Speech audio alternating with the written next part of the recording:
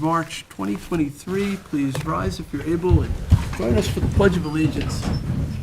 I pledge allegiance to the flag of the United States of America and to the republic for which it stands, one nation, under God, indivisible, with liberty and justice for all. Please remain standing. I ask that you join with the town board in a moment of silence as we remember Bill Wilson, beloved husband of Janice Wilson, who is my chief legislative aide, who passed away last Sunday. They were married for 44 years, and he was an awful good guy. And I know Janice is going to miss him very, very much, and we're going to support you as best we can, Janice. And we know how much you loved him. And in his memory and his honor, let's send our thoughts and prayers and best wishes for healing to Janice and her family.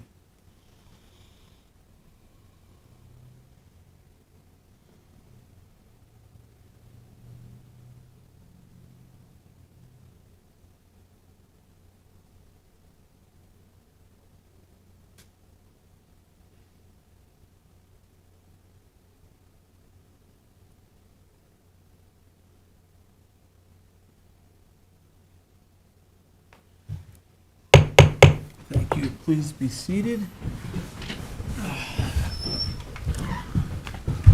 Madam Clerk, would you kindly call the roll? Supervisor Schneiderman. Present. Councilwoman McNamara. Present. Councilman Martell. Present. Councilman Bouvier. Here. Councilman Scavone. Present. Okay. Thank you for coming out this evening.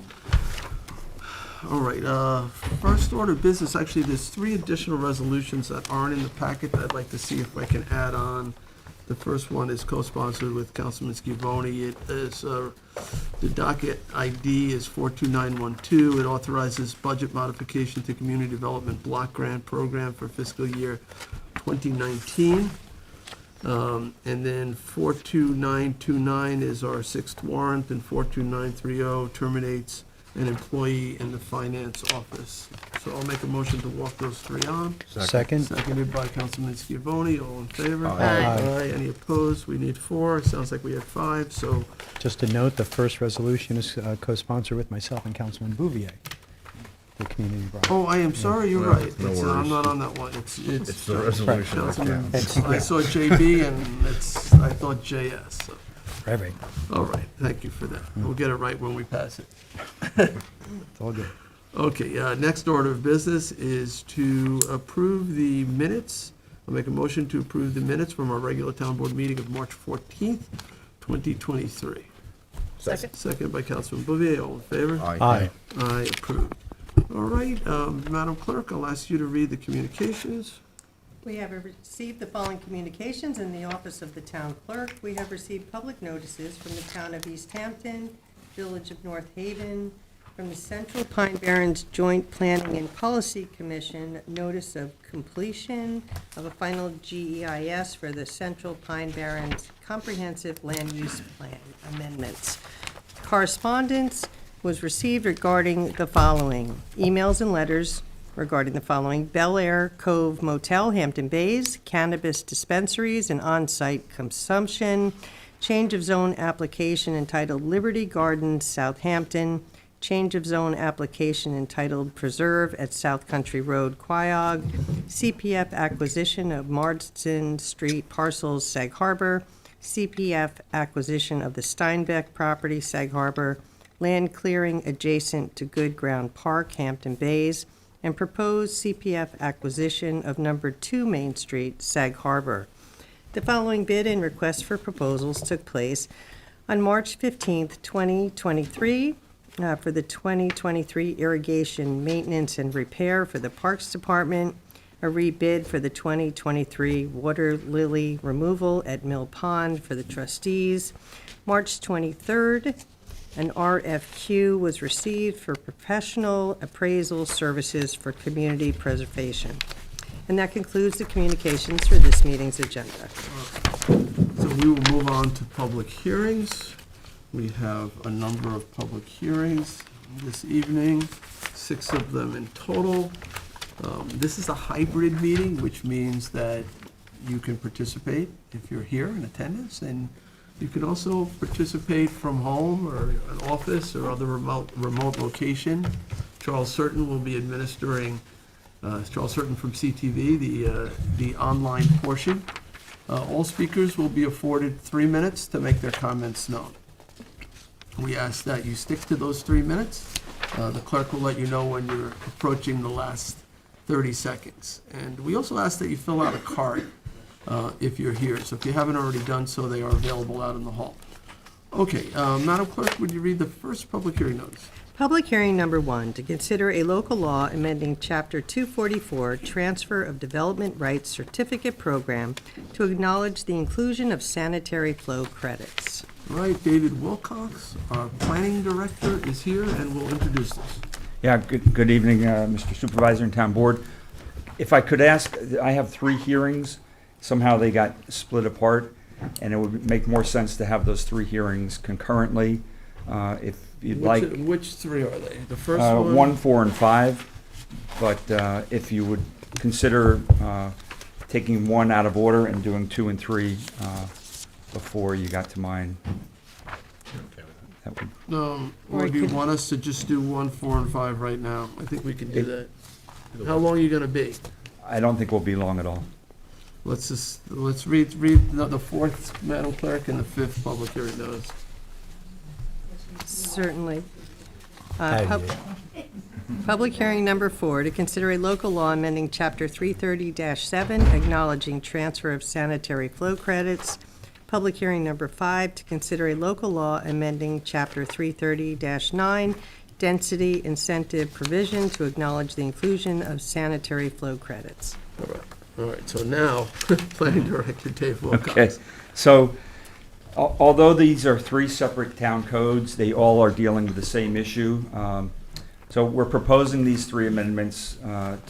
One amendment is to Chapter 330-7, which is transfer of development rights. We're also proposing amendments to Chapter 330-9, which is density incentives, and Chapter 244, which is the issuance of town development rights certificates. We're doing these amendments to acknowledge that sanitary flow credits are a component of development rights or property rights that can be removed from one property and transferred to another property. The town has always recognized that sanitary flow are part of the development rights, but we've never formally addressed them in our TDR certificates, and our town codes don't specifically mention sanitary flow. We're trying to get we're looking to get the health department to recognize our TDR programs and our TDR codes and our TDR certificates. And in order to do that, they said that we had to make some amendments, and those amendments are incorporated into the 3 code amendments that were distributed for the hearings. Other development rights that we currently recognize are clearing square footages, housing yield, carriage houses, and old file map square footages. By incorporating sanitary flow credits into our certificates, the health department would be able to recognize those certificates when they get a request from someone that's doing a development that doesn't meet the health department sanitary flow standards, and they need to bring in credits from another property. But before they will formally recognize our certificate program, we have to make amendments to our code. So we proposed these amendments. We sent those off to the county about 2 months ago. We told them we were having the hearing tonight, and of course, they sent their comments this morning. So I haven't had a chance to digest those comments and how substantive they are relative to making further changes to the code. But we would like to do that. Obviously, we don't want to adopt a code that the health department's not going to recognize. So to the extent that we can, we want to incorporate their changes and their comments so that we can be recognized and certified. So you'd like this adjourned to a later date? I would propose that we adjourn until we can make any changes that we need to what's in front of you right now, and if necessary, re-advertise it if the changes are substantive. But I think by just simply adjourning, and I spoke with Kathleen Murray today, and she said you could do either, but by adjourning, it kind of keeps the door open If the changes are so substantive that we do have to close this hearing and re-advertise it, we can do that. But if they're not substantive, then we can just reconvene the hearing. And so Okay. I think you had suggested to me May 9th, so like a 2-month, 1.5-month period? Yeah, I would be here on May 9th, yeah. Okay. Can I just ask you, since the hearing is open, is this only prospectively or is it retrospectively too? In other words, the development rights certificates that we have already issued, will they now be eligible as sanitary credit, or only the ones that we issue in the future? I would say probably prospective, because the health department wants us to specify on the certificate what the gallonage is. I suppose we could go back and reissue the old ones and amend them. If somebody wanted to bring in their old certificate and say, can you add on the sanitary flow that's associated with this property, I would think we could do that. We would just take the old certificate, destroy it, and issue a new one that recognizes the sanitary flow that goes with the property. Or are we giving them additional value? Well, that's than- what my question would be, is the valuation issue, sanitary. Well, if they were the original owner, it wouldn't really matter. But I could see the point, if they had sold that right, Right, and now you increase the value. yeah, Well, it's a there different are- bundle of rights that come with that. Probably Yeah. easier to do it prospectively. but- Yeah. Yeah. But we can drill down on that by May 9th. Mhm. Wait, I did have one person who indicated they wanted to be heard on this, Amy Paradise. Oh, it's okay. I hear what's going on. I wanted to be sure I understood. We're good. Okay, So I just had one question, Dave. I have a question. In what the county has given to you as far as recommendations. Yeah. Does- I literally just got it this So you morning, haven't even opened seen it up. it yet. So, I so the haven't- thing to look for is whether they're going to preclude past credits. They may have Yeah. mentioned something like Okay. that, and I think All that's a right. very good point, whether, we should know up front whether we're going to consider that or not. Yeah. Good. David, part of this is to help expedite different applications in the health department itself. Correct. So if someone currently has a retrospective development right, could they apply to the health department for that flow rate and, Well, and do it that way? I mean, if the health department were reasonable, I would say all they would have to do is contact us and say, we have somebody that wants to redeem an older certificate and use it for sanitary flow. What would the flow be that you would associate with that? And we could do it by letter to them and say, this is what we would have Okay. allocated to it. Those are things that we can and would that decide. cancel out the whole certificate? If the county were to recognize the sanitary flow, they couldn't then come back and say they wanted additional clearing based on the same certificate. that That's they- correct, and that's how the Even town though, does in it. essence, they had both of those rights on that property to clear and to release sanitary effluent. The way the town has been doing it is, these certificates are good for one of the bundle of rights. You can use it for clearing, and if you, let's say the certificate's good for 100 square feet of clearing.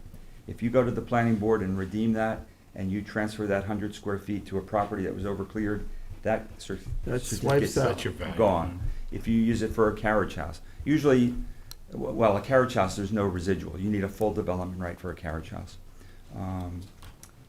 If you were to use it for, let's say we issue them for 200 gallons of sanitary flow in the future, and somebody wants to use it just for 100 gallons, we would, split that certificate, redeem the 100 gallons, and give a new certificate for the remainder 100 gallons.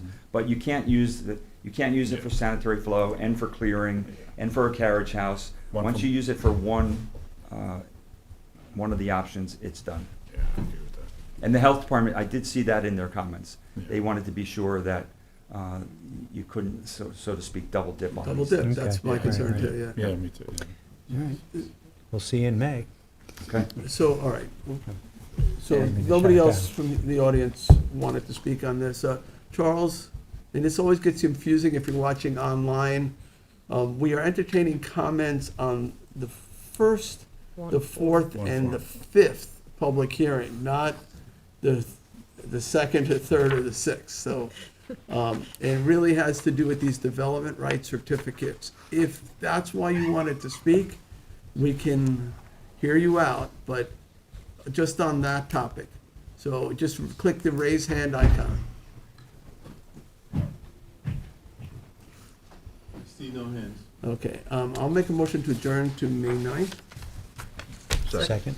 Second by Councilman Scavone, all in favor? Aye. Thank you. I need you Thanks, to Dave. close them all individually. Yeah. All right, Yeah.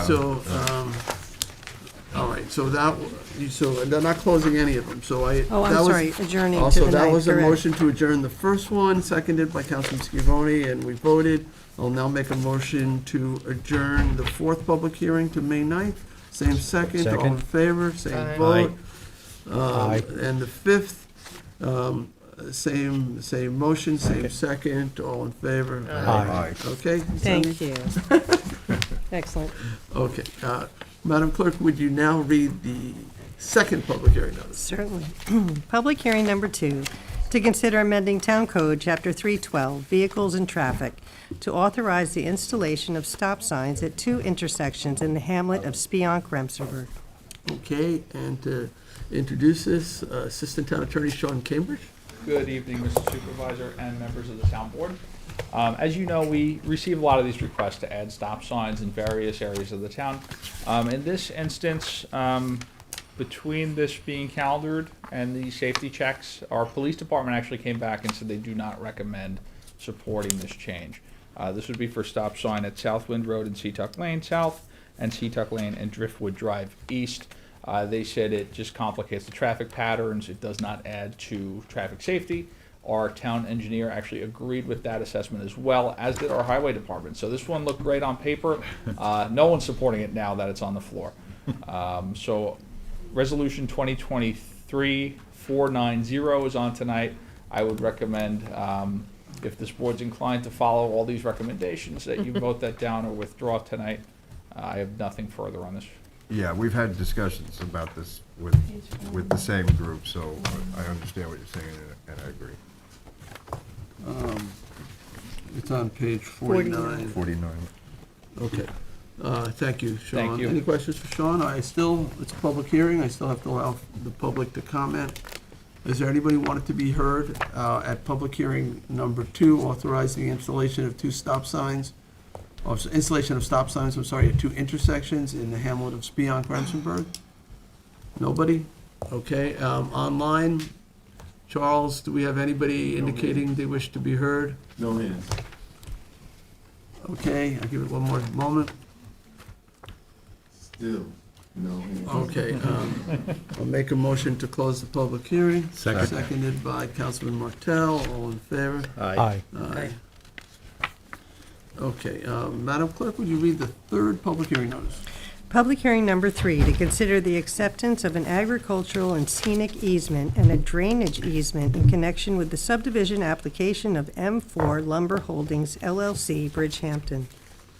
All right, Deputy Town Attorney Christine Scalera will introduce this. Good evening, Supervisor, members of the board. For your consideration is the acceptance of an open space parcel totaling approximately 7.5 acres, inclusive of the bulk of 2 drainage easements, on an approximate 15-acre site in connection with the cluster subdivision plan for M4 Lumber Holdings LLC, formerly known as 820 Lumber Lane.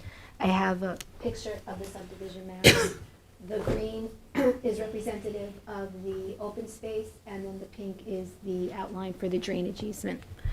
The map is located in the CR 80 zoning district, in an agricultural overlay district, the aquifer protection overlay district, and is listed on the Community Preservation Fund priority list as an agricultural land priority.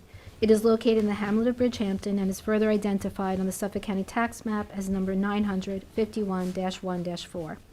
The final application, as you can see, consists of a cluster plan with 4 lots with an average lot size of 129,779 square feet, and then the 5th lot of agricultural reserve, which, as I stated, is about 7.5 acres.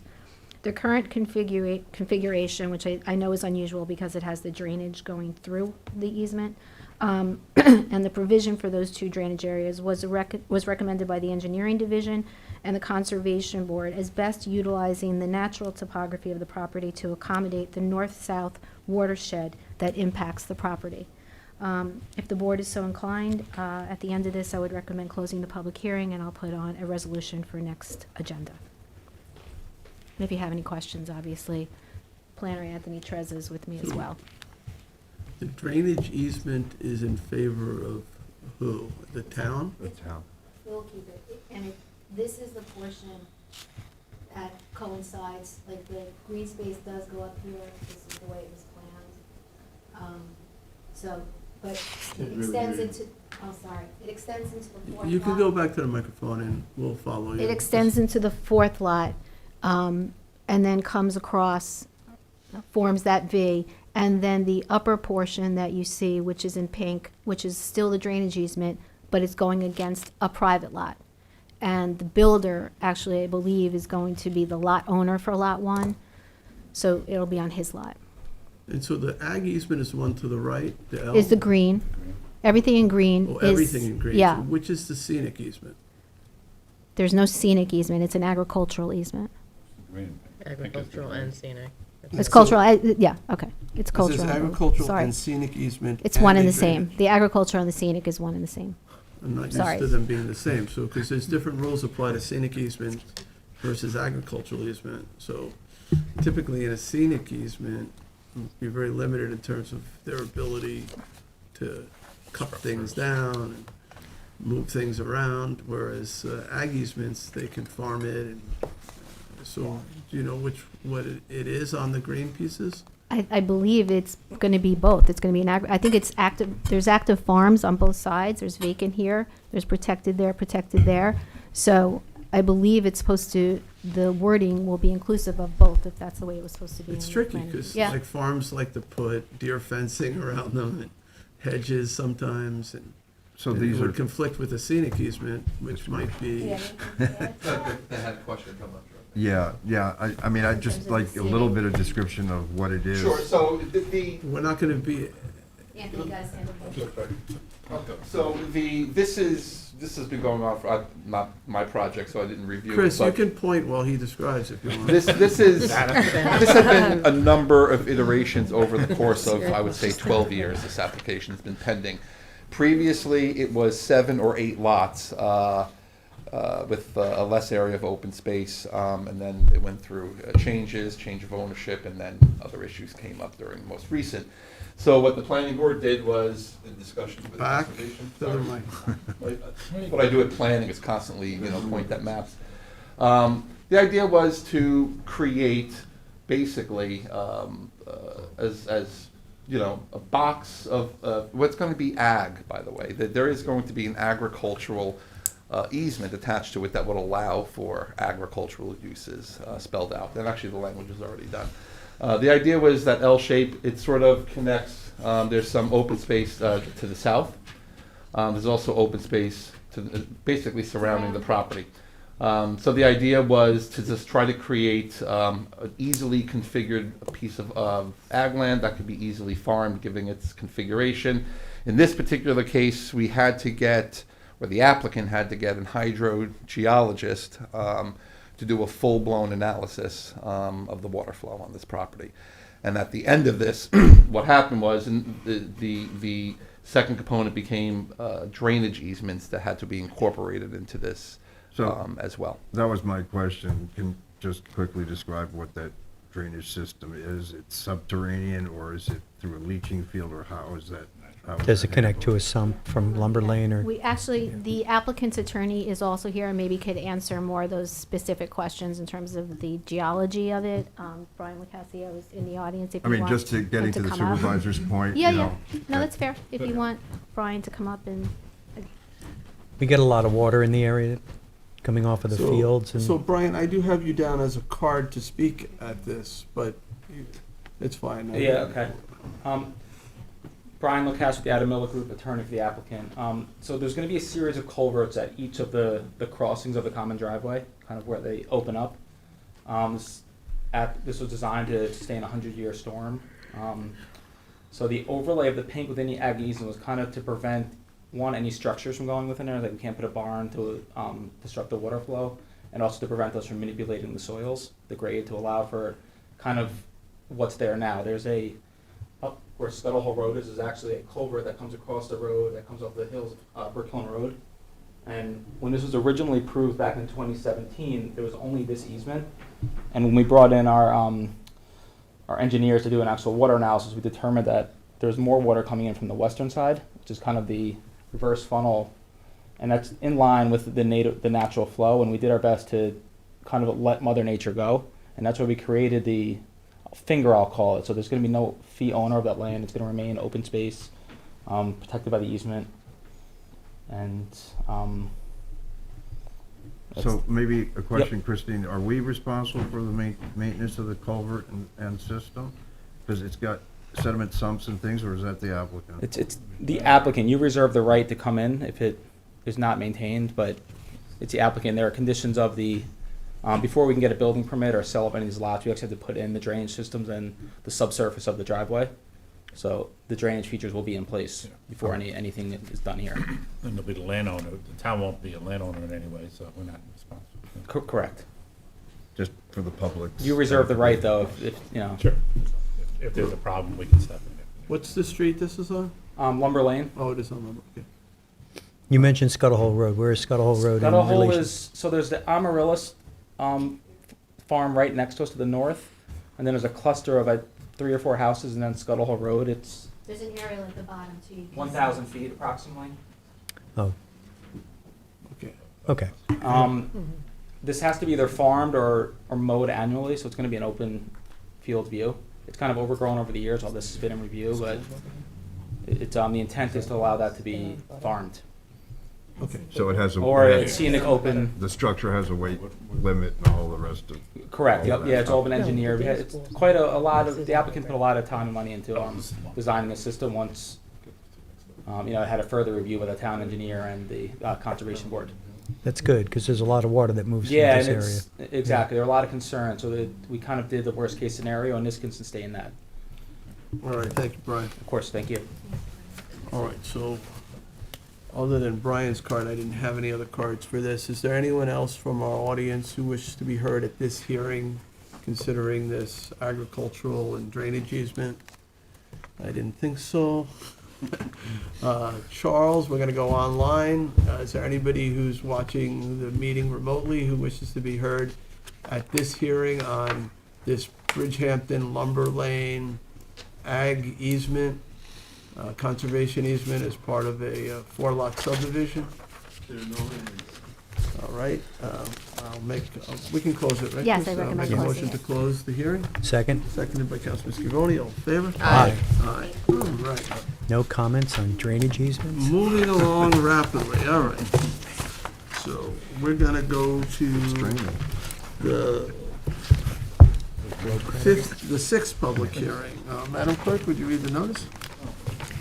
Public hearing number 6 is combined secret zone change public hearing for the application entitled The Preserve at South Country Road for a change from CR 40 to multi-family planned residential district, MFPRD, on a 17-acre parcel proposing development of 104 units, 6 units per acre of affordable rental housing in the hamlet of Quiog.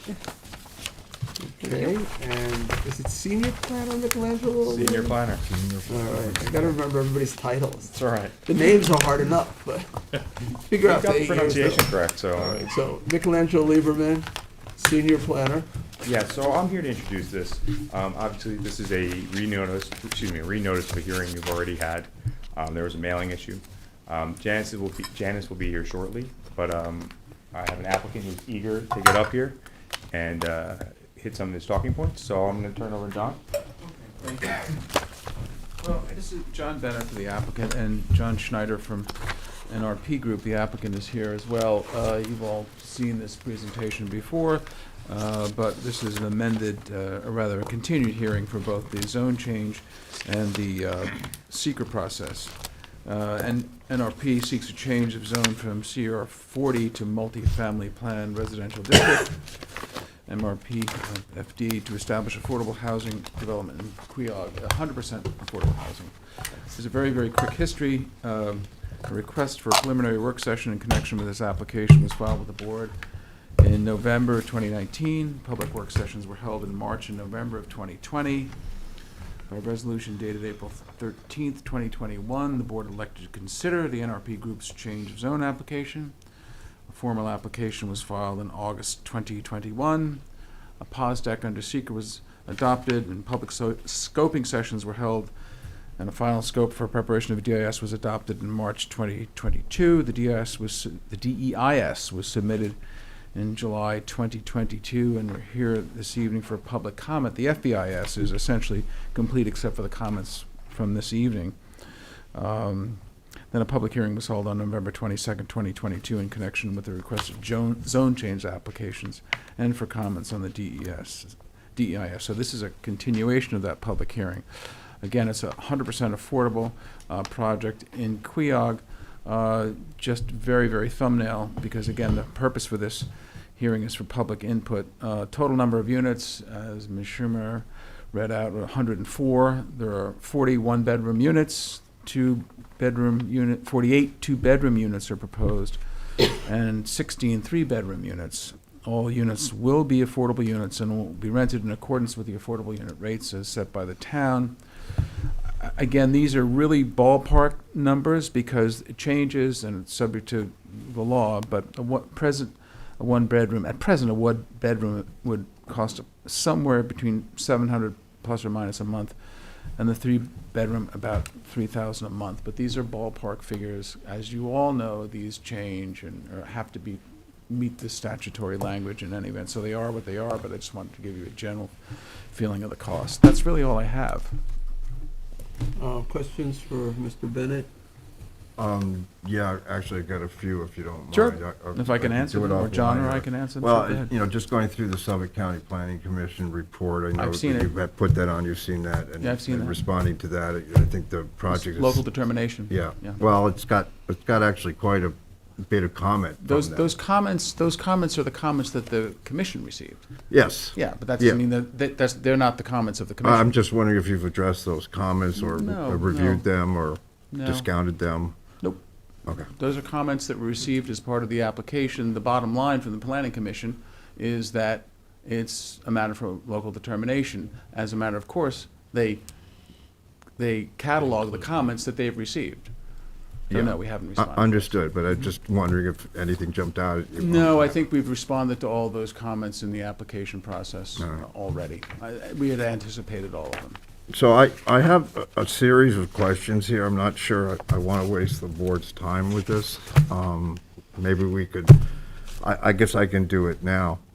I was just wondering if you've considered, when I walk the property, I see that there's a topo issue there. And I realize that if you have, trying to meet the 25% open space, how you're going to arrange that where, you know, if you push it over towards the trailer park, the mobile home park, it gets very close and it gets really tight in there. And I'm wondering if you guys have considered allowing for better open space, but instead of being sort of pushed over to that side, because I see parking and things like that are an issue. And I don't know if you've thought about that. If No, you'd we like, were, I we were could. satisfied with the plan, but I mean, obviously we're gonna, if you have comments, we'll address them. All right, and then I think a lot of this has been from the planning board as well, and there's some comments that Some that comments you from the guys planning board, yep. respond to on that. All right, let's see. Again, just in the process, you know, if you have, if the board has additional comments, specific comments, we'll address them. Well, But the this is- biggest the comment purpose for that this I- is a public hearing for the public. The biggest comment I'm getting is the density of the project. And I think we would have more likelihood to go forward if we could reduce that density where it would make sense, where you can do that. So that's well, a comment I'm just gonna bring forward, and I know you're probably gonna hear from the community in this regard. We're comfortable with the density, but of course, we're gonna have to respond to any significant comments and give our rationale. It's interesting, I was contemplating some of the secret aspects of it, and this is an opportunity to provide for housing that makes sense from a cost point of view. And it reminded me of it's an old early seeker case called the Chinese staff workers case. And in that case, interestingly enough, there was some development that was happening in downtown Manhattan that was going to remove affordable housing. And the Court of Appeals sent it back to the city of New York because the city hadn't addressed the impact that the development was going to have on affordable housing. So it's interesting, workforce housing and affordable housing is part of the beneficial environmental impact that's been identified under the seeker process. No, understood, John. I'm But- and you know, also I'm ha- trying to units- respond to comments that I've Yeah. gotten from the community so that I can understand. put those up front and so that you can And I you can appreciate that. respond to them. And I appreciate that. Yeah, I'm a firm believer in workforce housing. We clearly need it in this town. I think there's ways that this project could be made better. The biggest comment I'm getting is reduction in density, and these are just suggested ways that that could be done. I think I'll leave it at The that. real harsh reality of it all, and we might as well get it on the, on the table, and you guys are gonna have to struggle with it, is that at a certain point, if the density is reduced, the project doesn't make sense. And I'm sure you know that, we've said that before. Well, not necessarily. I mean, we've had success where we've reduced density in response to community. I can look at several projects that we've had across the town where that's been successful, so I wouldn't take that as a given personally. It's all sort of sui generis in terms of the value of the property, the size of the property, and other impacts. But these are things we'll struggle with, and I understand, John. All right, thank you. Yeah, I mean, in some of those cases, that additional subsidies had to be brought in from the state or other entities to make the numbers work because of that reduction in density. But I'm just curious what the density is next door. I see there's a mobile home facility on a pretty narrow strip of property. I don't know how many units per acre that is, but what's being proposed here is 6 units an acre, which is much less Yeah. dense than the neighboring property. I can't help saying it's also much less than the governor's thoughts, which we're all horrified by. I hope everyone agrees with that. Yeah, that was, I think, yeah. 15 units per acre within half a mile of the train 25, station. she's down to 15 now. Okay, that's good. Well, in that respect too, I know you guys haven't had much success in trying to get them to use an STP or the STP that you're proposing. Yeah, that ship has sailed because we tried, we were rebuffed, and then the plant that has been designed for it now doesn't allow for it. I mean, that was specific conversations we had with the town, and we're told, go ahead. We tried to get them, that would be a lot of infrastructure to put in there, and I guess they decided not to do it. In terms of density, this was originally proposed at, I think, 180 units. Yeah, it was a lot higher. And then it was dropped down Yep. to, it's a 17-acre property, so it was dropped down to Big parcel. 100. We said that we would allow it to move forward at 104, at least to the public hearing, and solicit public comments, which we did at the first hearing, and we'll do that again today. Jim, maybe this is a technical point. John, you described this as a continuation of the public hearing. Is this a continuation? Is it a reopening of the hearing? What is it? Yeah, it's Is it a slightly new unusual hearing? because it was Is written- everythted that was said at the first hearing incorporated? Yes, into it? absolutely. Yes, incorporated by absolutely, reference, yeah, yes. Absolutely, yeah. It's not Okay. de novo. And and you recall, it's actually adjoined, it's really a hearing on the draft environmental impact statement and the change zone. But obviously, it's kind of tied into each other, but that was, with the first hearing, this is essentially a continuation of that hearing. Because we had closed it. We had to reopen it We for kind of reopened it because technicality. there were concerns that There were were- expressed if I about may. the notice. There were a couple of concerns about notice, which I didn't think were at all jurisdictional, and I can bore you with the case law that says they're not jurisdictional. But I didn't want to be very blunt, I didn't want to give an objectant a possible layup, so we just renoticed it. Like a technical flaw, yeah. Right. I didn't think that they were at all fatal, and I have 4 cases, appellate division cases here, that say that they're not, but just clear the issue out, and we just renoticed it. Okay. What is the carve-out? On the map, Up on the top. South On Old Road, Country. That little rectangle. I don't know, what is that, John? Do we know? It's another Is that lot. not part of our ownership? Janice knows. But there's stuff. Oh, it's the sanitary area? No, it's, you're merging that. Mer- Oh, it's a separate Okay. lot. Oh, it says this is based upon the tax It's just a map, so different this is lot. Okay. an adjoining map. Thank you. Thank I'm you. sorry, I should have had a quicker answer for that, Cindy. I'm sorry. Been a while. I just, in the process of getting there, I mean, there's been several suggestions and things to do, use East Lane, those kinds of things. And I'm just want to be sure that you guys are willing to work with us to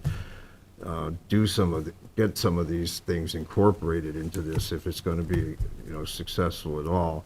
We got some I'm just trying site- to speak for my constituents here in the area of the CAC West in particular. We got some site comments that were sort of more in the line of site plan comments from the planning board, and, we can work with the board on that. I mean, you're writing the ticket, so we have to work with you. All right. so.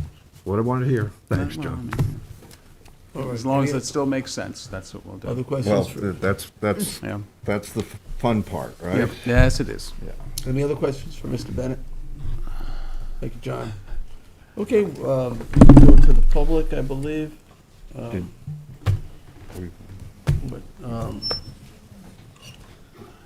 Okay, I have a number of cards. I will take them in the order they were received. I will remind speakers once again that we afford you 3 minutes to make your comments known, and we alert you when you're down to your last 30 seconds. So Michelle Thompson is my first speaker.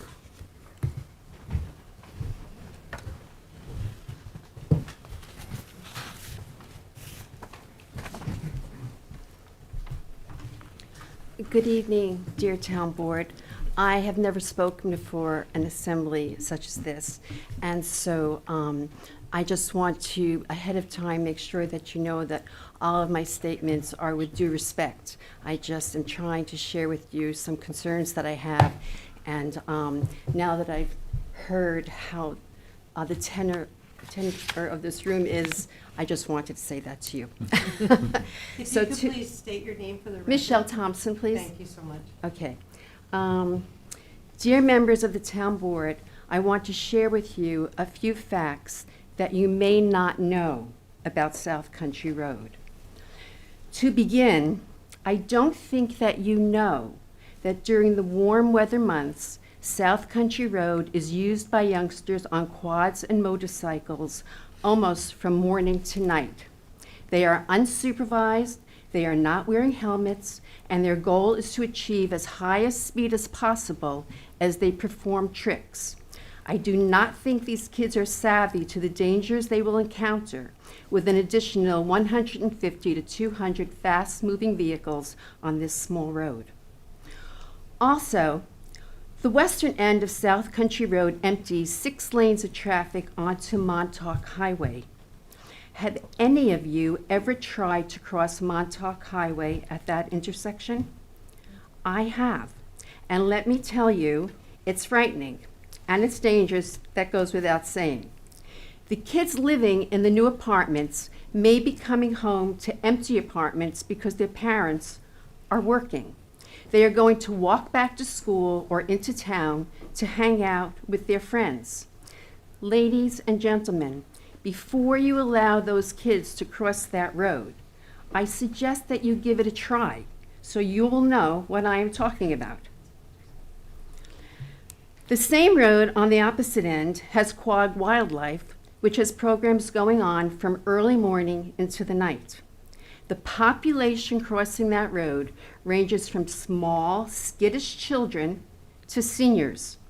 So up and down the entire length of that road, from beginning to end, people of all ages are being placed in danger because of the additional cars.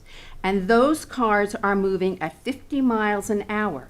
I know that because I live there.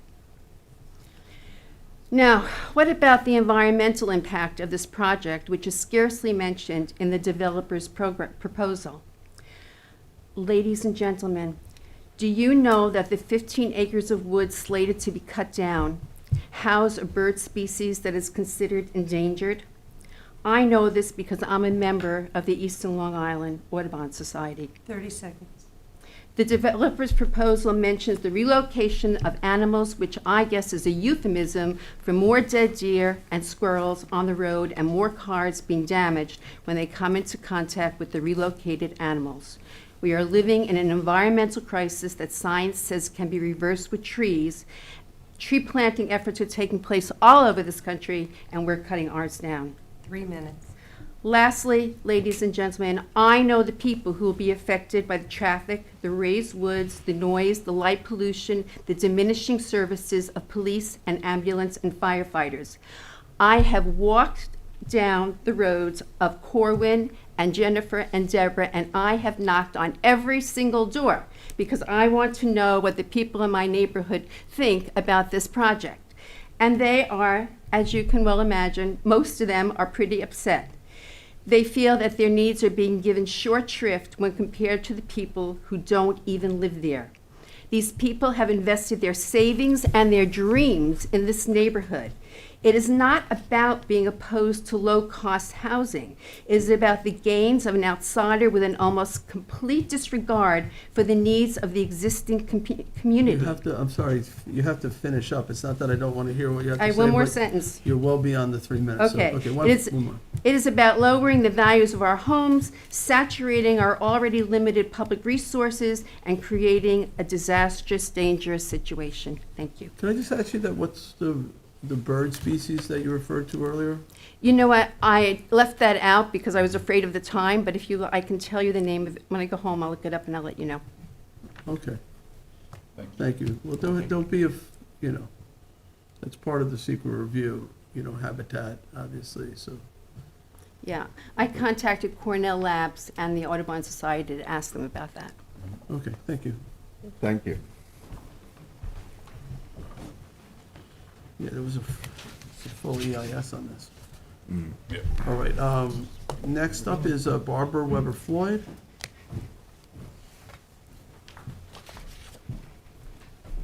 Good evening. The name's Barbara Weber Floyd. I live at 67 South Country. I am asking the town board to deny the zoning change until all the grave concerns about the negative impacts of this project have been addressed. They were definitely not addressed in the draft environmental impact statement.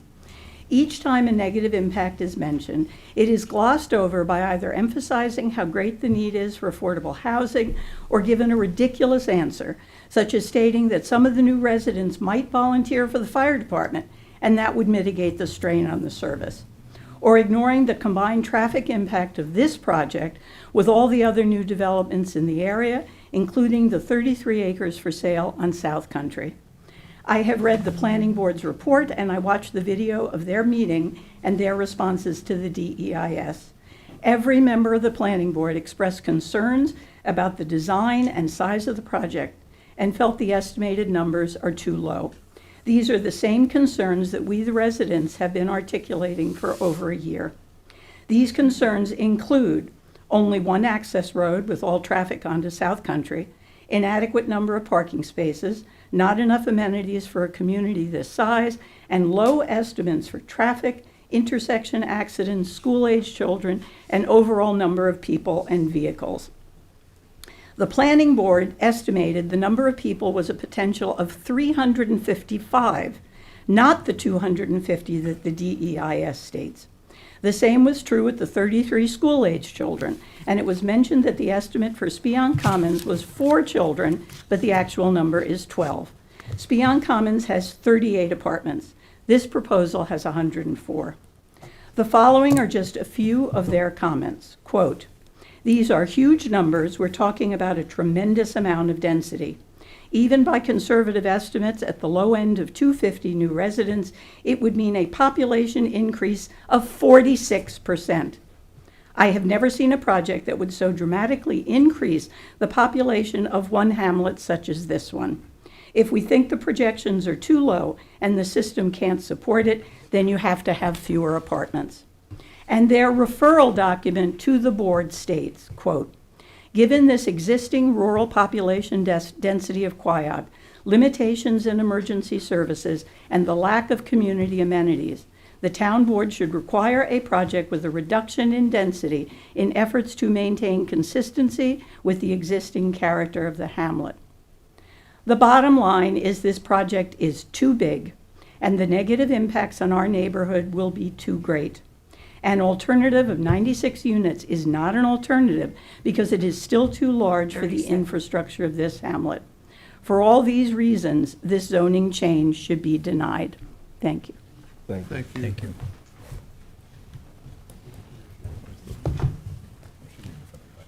Okay, next up, Susan Santora. I think it's all been said by these two ladies. Okay, you can pass. Emily Sands is next. Good evening. Emily Sands, I'm the chair of CAC West. I reside in Spionk. On behalf of CAC West, we'd like to express our concerns regarding the proposed affordable housing development, the Preserve at South Country Road. Our concerns are the potential topography impacts with close to 12 acres that will be initially cleared, the potential impacts of increased stormwater runoff, which we have experienced for years with Spionk Commons, the loss of wildlife, the displacement of wildlife due to the clearing that will be required with the proposed change, the impact of proposed development that will increase traffic throughout the community, as well as on-site demand for parking and space necessary to accommodate it to a total of 226 parking spaces. The proposed estimate for the preserve at South Country estimates there's going to be 250 people moving into the development. We all know that's a very conservative number.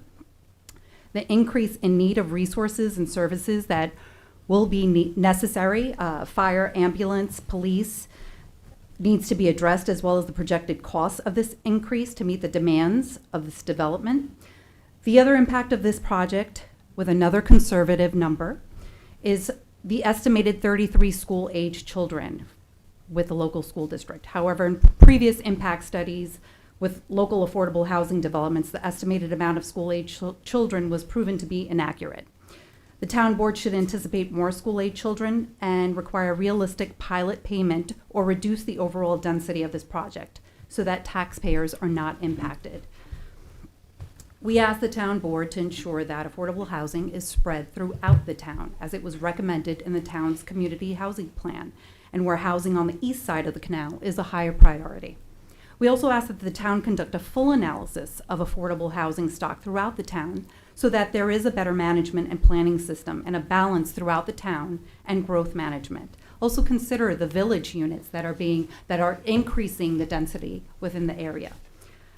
We respectfully ask the town to consider reduced density for this development, similar to Spionk Commons and Sandy Hollow. We understand the importance of providing affordable housing options, but we believe it's crucial to balance this with the needs of the surrounding community and the environment. We urge you to work closely with CAC West and other community stakeholders to develop a plan that minimizes the potential impacts of our community. Thank you. Thank you. Thank you.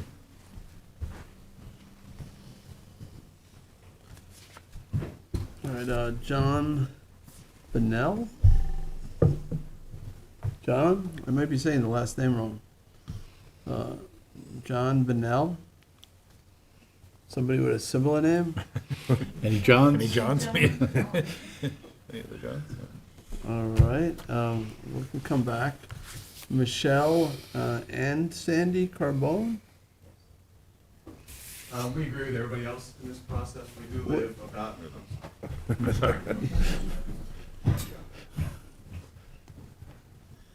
We live about half. Sorry. We live about a half a mile from this project. I think that John Bennell is John Bennett. Do you not cross your T's? You're a lawyer and you didn't cross your T's? You're supposed to dot your I's and cross your T's. You want to speak? Anyway. No, it's Mr. Bennett? okay. No, he doesn't get, he already spoke. Michelle and I actually are born and raised in the area. We were actually both born in Riverhead.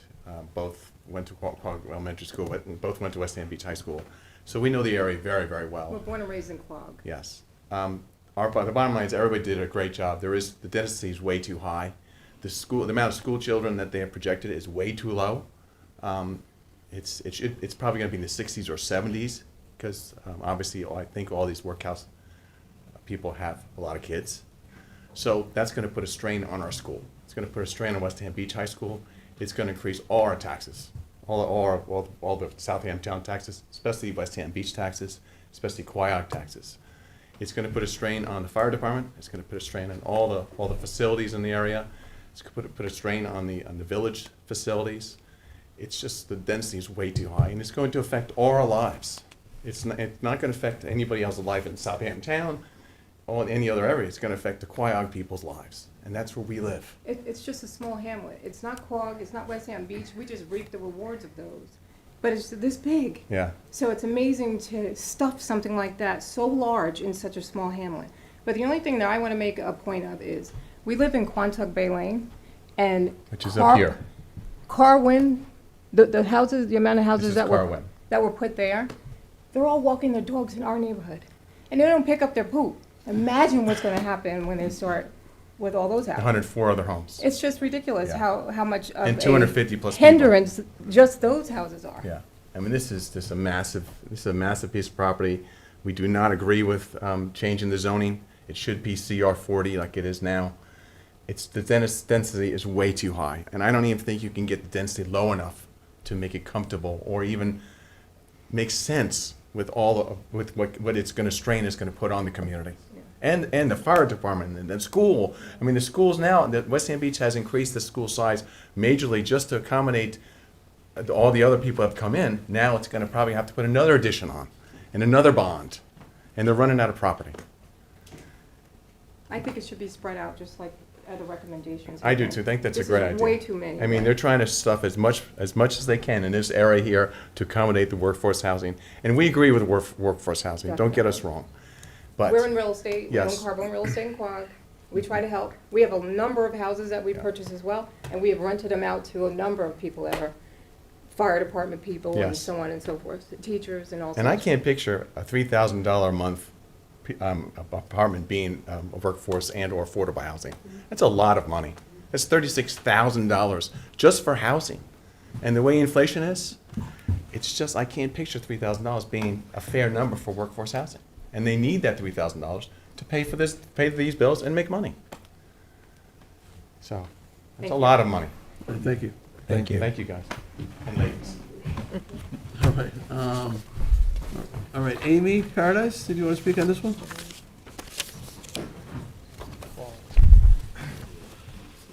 Hello, my name is Amy Paradise, and no, I don't live in Quiog. I live in Hampton Bays. I read about this in the newspaper. My personal response was, wow, they reduced the density by a half. They've got 5 acres of open space. It's next to major roads already, so the changes that are needed for traffic and everything ought to be manageable. And we've got to stop using the fire departments and the schools as excuses to avoid affordable housing. It's something you plan for. And I'm sorry, we need kids. The average age of the population out here is like 45. We need more kids. They've got to go somewhere. And Hampton Bays, believe me, I know about the school taxes. 2/3 of my bill is school tax. I'm paying it already. And I wish they'd done something like this in our place. This is a good model for what they should be doing in the middle of Hampton Bays. Just about like this, just about the right size. We gotta stop, people. We gotta stop saying no. And I was born and raised out here too. I remember when there were no houses on my block. Five houses in the wintertime and the rest of it was empty. We have to find the heart to change. This isn't really bad. I know the laundromat there. I know the corner where it is. I think it's kind of good. Yeah, maybe tweak it, with your open space comments and things. 104 units is pretty good for what you're doing. It's like you said, 6. Traditionally, what do we have around us? A house on 1/3 of an acre. 3, so you've doubled the density. That's not bad. My 2 cents. Thank you, Amy. Thank you. Okay, those are the cards that I have. I realize there might be people who didn't fill out cards, but we're gonna go next online and see if there's anybody online who wishes to be heard. that's sort of why we do these hybrid meetings, to make it more convenient. Quiog is a bit of a hike to get here, so there might be some people who decided to weigh in remotely.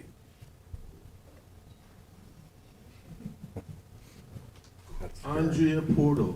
You know, is one thing that drives me crazy is people doing this while they're driving. You know, I'm a big fan. She pulled over. I am a big pulled fan She of. pulled over. She pulled over.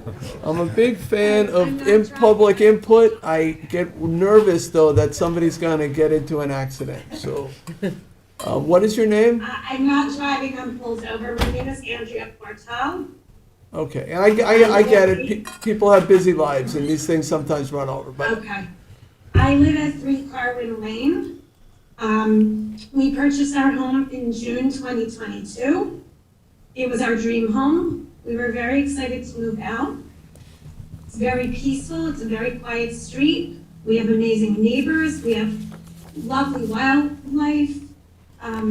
It was a critical factor when we purchased our home that there would be woods across the street. It was our understanding that the wooded area would remain in place and the area would remain quiet. We recently learned that there are plans to construct a multifamily housing in that very plot of land across from our house, and that the units will be constructed for workforce individuals.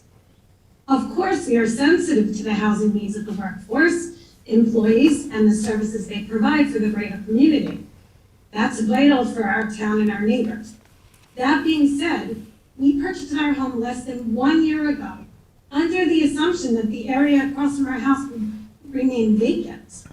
The town had plenty of opportunity to alert us. We did not receive a letter. We did not know of a hearing in November. We didn't even get a registered letter that some other neighbors had gotten. From our perspective, this seems very disingenuous. At an absolute minimum, we insist on the following, please. The trees directly across from our house should remain intact. There are birds, there's wildlife. No entrance to any new development should be coming from Carwin Lane.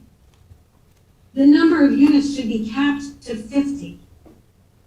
And the development should not proceed without the approval of the majority of the households on Carwin Lane, who all recently moved in, expecting that the wooded area that they see when they look out their windows would be preserved. With all due respect for the woman from Hampton Bays, she does not live on Carwin Lane. She does not live in Quiog.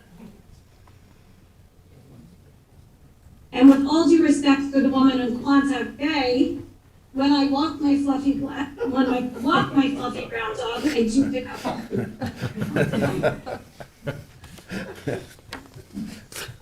All right, thank you. Thank you. Thank Janice, can you just show me where You knew that was Quantuck coming. Lane is? Carwin. This is Carwin. right Carwin, there, east Carwin, way. because I drive this every day. Carwin used to be a huge meadow where you used to see turkeys and This was deer recently every morning. subdivided and sold, and then just individuals built. are building All right, homes. and then in terms of she was under the false impression, I guess, that there was open space across from her. It was a developable lot, but in the development plan, is there a wooded buffer along Carwin? Yes. It looks like it's a significant But it's one. only like 50 feet, but the topography here really doesn't, you could really redesign some of this to offset and put a little more wooded buffer. Right now, there's a 50-foot buffer. It says area to remain natural, and this is really cleared because this area is like being used sort of for drainage, so it's still getting cleared. But the topography, it's like at that old sand mine type of disturbed. use. It very used to be a disturbed. s- it used to be a It's beautiful. sand It really pit, is lovely right? woods. I would recommend staying off this. Should this be Deep approved, though, by the zone change? They still go to the planning board, right? And the planning board would, or is it? Well, I mean, at this stage, we're looking at the impacts, and you're kind of doing that, and the planning board gave you some input. They said they want us 25% set, this is a multifamily plan residential development, and that means that it's a cluster, which means you're supposed to provide 25% open space. so we were thinking maybe, we gave you a little schematic of where that could be, which is the undisturbed area here. And then if you kind of clustered it over, and we worked with this to keep it natural, then the Carwin Lane folks would still have a fair amount of woods. It's a fair distance. But from a sort of environmental justice perspective, what about the I'm sorry, properties? can't see from here, what's the distance between Carl, how much of the woods would be protected under the current plan? Sir, you're gonna have to just wait until I finish asking questions to the, our head of land management. Along the mobile home facility, is there buffer there? Well, I sort of visited there, and I spoke to a couple of people here. They would like, the plan to include some, not necessarily a giant buffer, but definitely like some type of landscaping or Okay. something on this side too. But not, what we're talking about. This is really like the topography doesn't even, you really are talking about It's a big slope. a lot of It clearing. dives deep. It's great for drainage, potentially, natural drainage. But putting drainage infrastructure in open space is not allowed. So you have to have a separate set aside. But you could probably use this as a natural drainage area and then push the development sort of in this area here. And then still put, trees or something. West. And I'm not saying that all the number that they're proposing would fit. You Just have to so- come to a just- design just- that makes sense. Just to, as of right, this is not in the APOD. No. So if it was built as of right, everything could get cleared Well, on each individual lot.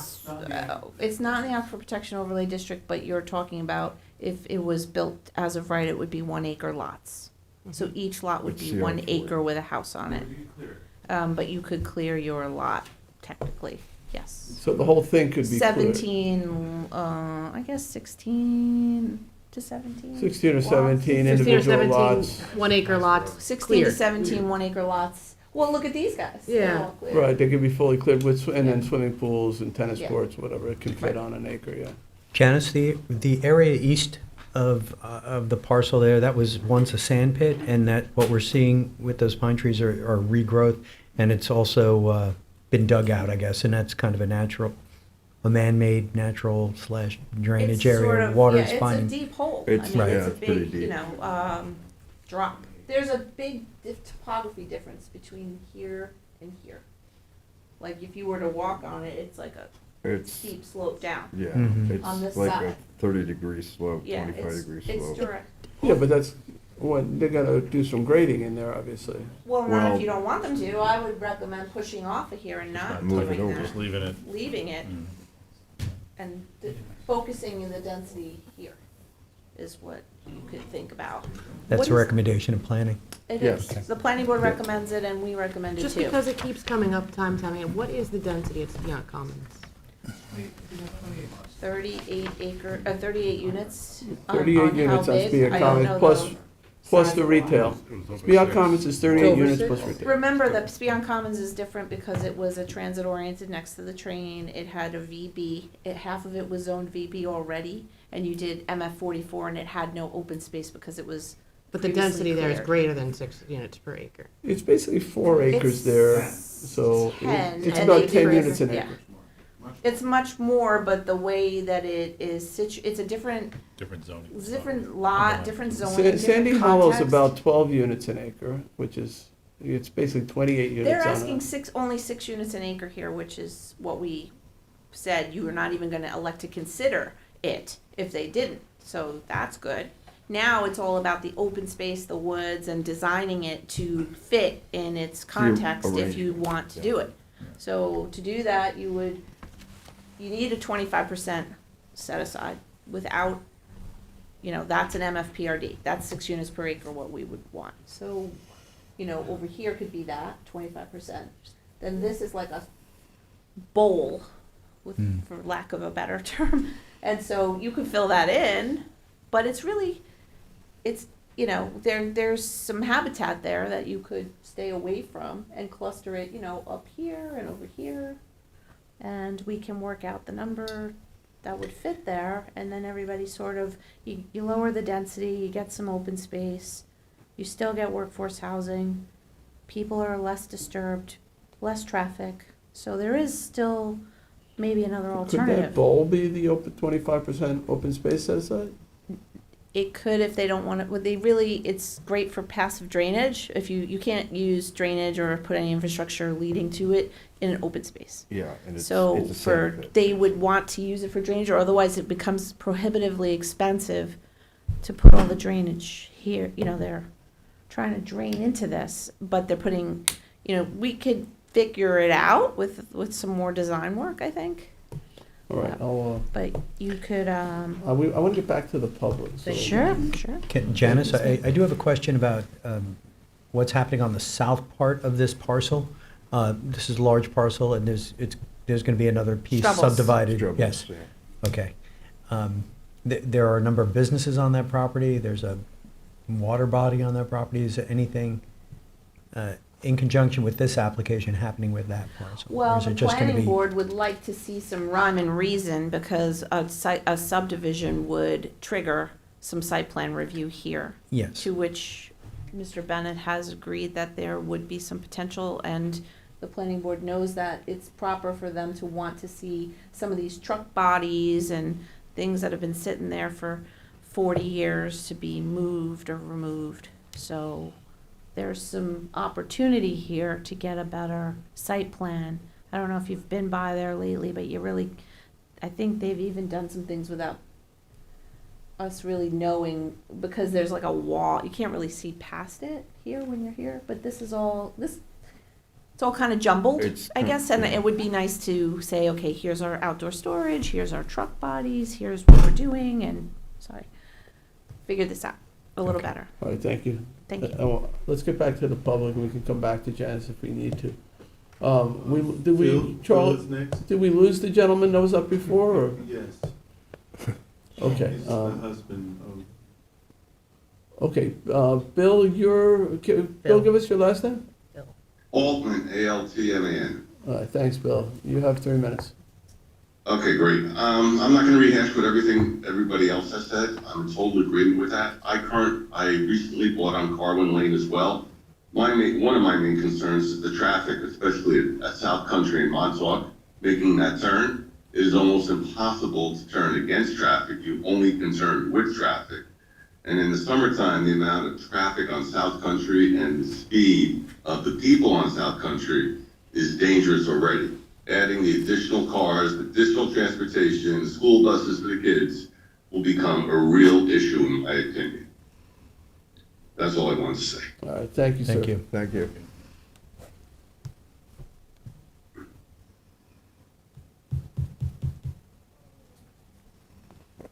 Stephen Guilford. All right, yeah, I remember Stephen. Just get out of the pool? There it is. Hey, Stephen. Hey, can you guys hear me? Yes. You can. You seem to be walking while you're zooming. Sitting down. Oh, there you go. So my name's Steve Jeffrey. I live in Spionk, just a few houses away from the Spionk Commons. The main point I wanted to make, I guess, is that, you know, I know no matter where we try to put these housing units, you know, there's going to be neighbors and they're going to be against it. But we really need this to happen, you know, like the shortage of workers and there's, you know, nowhere for anyone to live. I mean, the cheapest house in the area is over $1 million. Like, there's really nothing for people to move to. I mean, I realize the concerns. You know, I think it could be addressed with screening. I think, I guess the biggest thing with the schools is, why did half the units have to be 2 bedrooms? Why couldn't they be 1 bedroom units? Because I know that, at least in the Spion Commons, if it's a 1 bedroom unit, they only allow 2 people to live there. So unless it's a single parent, that kind of means that there are no kids going to the school. So maybe, you know, considering changing some of the units to 1 bedroom instead of 2 bedroom would sort of address that, you know, and what you guys kind of said is, everyone's saying, you know, they like it the way it is, but no matter what, they're gonna put houses there, right? It's whether they're affordable or whether they're similar to what they did on Corwin Lane and just put I don't know, $2 million houses, and they're gonna clear the whole thing anyway, so I think that, this is just a great opportunity to, sort of fix that, have, everyone can have their buffer, we could, we need these people in the community, when you call a plumber, you want someone to come and fix your pipes, right? Like, that plumber can't necessarily afford the $2 million house on Corbin Lane, they need a place to live, and I guess, if not here, where? Because I'm sure the next property that's proposed is gonna have neighbors that also don't like it, so, I guess just, I really feel like there's gotta be sort of spread out through the town, but, I guess I always thought it would be nice of the town to say, we need this many units throughout the town, and then sort of have it earmarked and say, well, in Quiet, we're gonna have this many, in Southampton, we're gonna have this many, so that it ends up being fair. So, I really appreciate your guys' time. Thank you for letting me speak. Thanks, Steve. Thanks. Thank you. It says Beth Wallach, but it's not Beth Wallach. All right, I see you, sir. Can you just identify yourself if you can hear me? Michael Wallet. Michael? Okay. Wallet? Can you spell? Wolloch, Wallach. Got it, Wallach. All right, Michael, you have 3 minutes? Thank you, sir. Thank you, board. My name is Michael Wallet. I have a home at 36 Homestead Avenue in Queog, behind Strebels and East West Lane, which house now mobile homes. My concern, as has been mentioned before, is the traffic, which has become exceedingly worse in the last 5 years that I've had a home on that street. Not only that street, but also the vortex at South Country Road and Montauk Highway is a very, very dangerous area. That being said, my concern is also on Homestead, as that is a major cut through for many, many trucks in the mornings and in the afternoons. If I'm going to have a large contingency of homes built behind me, I am for sure going to recognize that there'll be more traffic on Homestead Avenue. The area itself is large, yet I believe that you're going to jam all these people into that area, and it's going to cause a huge cluster. That cannot be remedied. Just too many people going into a small area. I will end with, I believe, Mark Twain's quote, "You can't put a square peg into a round hole." Thank you. Thank you. Thank you. Thank you. That is it. That's it, okay. Back to Town Hall here. Is anyone who wanted to speak who did not fill out a card? This is not a second round. If you've already spoken, you've spoken, but is somebody who has not spoken? Okay, I don't, is Janice, any reason we need to leave it open? Are we waiting for comments from anybody else? We got, planning commission and planning board reports. So We got everything. this would then, I think, the comments here tonight would have to be incorporated. They had already submitted sort of a draft comment response, which I was confused by because I knew we knew we were having this. So they just need, but we didn't Yeah, so do we anything can with it close because we're the waiting hearing. for this. So We now can- they should incorporate the responses to Well, these comments. We Okay. can close the hearing, You can though. close We the can hearing. close both the oral and the written record, correct? Correct. And they Alright. would respond to this night and all the other stuff. All right, I will make a motion to close the public hearing. Second? Seconded by Councilor Scavone. Any discussion? All in favor? Aye. Aye. Any opposed, abstentions? Okay. Thank you. The hearing is closed. Okay, that is the last public hearing. We do have public portion next. I ask if you are exiting to just do so quietly so the board can continue on with its other business. Is Doug Kirk here? Doug Kirk, I have you for public portion.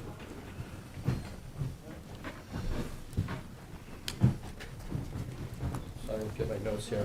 And take your time, there's people Okay. exiting anyway, I won't start the Hopefully they're clock not yet. going to listen, stay for me. Stop the clock. When you wait 1 second, we won't start the clock yet. We'll make sure there's no one here to hear you. Yes. Yes. It's a warbler. The woods house bald eagles, and the bird that's endangered is called Chuck Will's widow. Chuck Will's widow. Chuck dash Will's, WILL''S dash widow. Cool. It's nice to meet you, Mr. Kirk. The New York Heritage Program says that Scavone. every year Likewise. they're critically. You and I got to chat. Thank you. Hopefully. Okay, thanks. Thank you. Okay, sorry about that, sir. Thank you, Town Board. You may My name begin. is Doug Kirk. I live at 28 Anchor Road in Noyak. I've lived there for the past 25 years with my wife, Victoria. Over the last 3 years, my neighbor has taken it upon themselves to empower their kids to ride on their very small property with ATVs and dirt bikes. I've complained extensively to the police and code enforcement because this is naturally an infringement on our right to our enjoyment of our property. When the police arrive, I've been told that it's not their responsibility to rectify the issue. They have no power, and then sometimes they'll just leave and won't even address the problem. When I talk to code enforcement, I am told that they have noise meters to measure the sound that goes above 65 decibels. I myself have over 200 videos of this on my phone measuring decibels above 65 decibels. I'd be happy to share one with you. Okay, just, sorry to interrupt, so what portion of town are you living in? Noyak. Noyak? Yes. And I don't want to give your address out, but, and the kids riding the ATVs or dirt bikes are not on your property? No, they're next door to me. On parkland? No, they're on their property.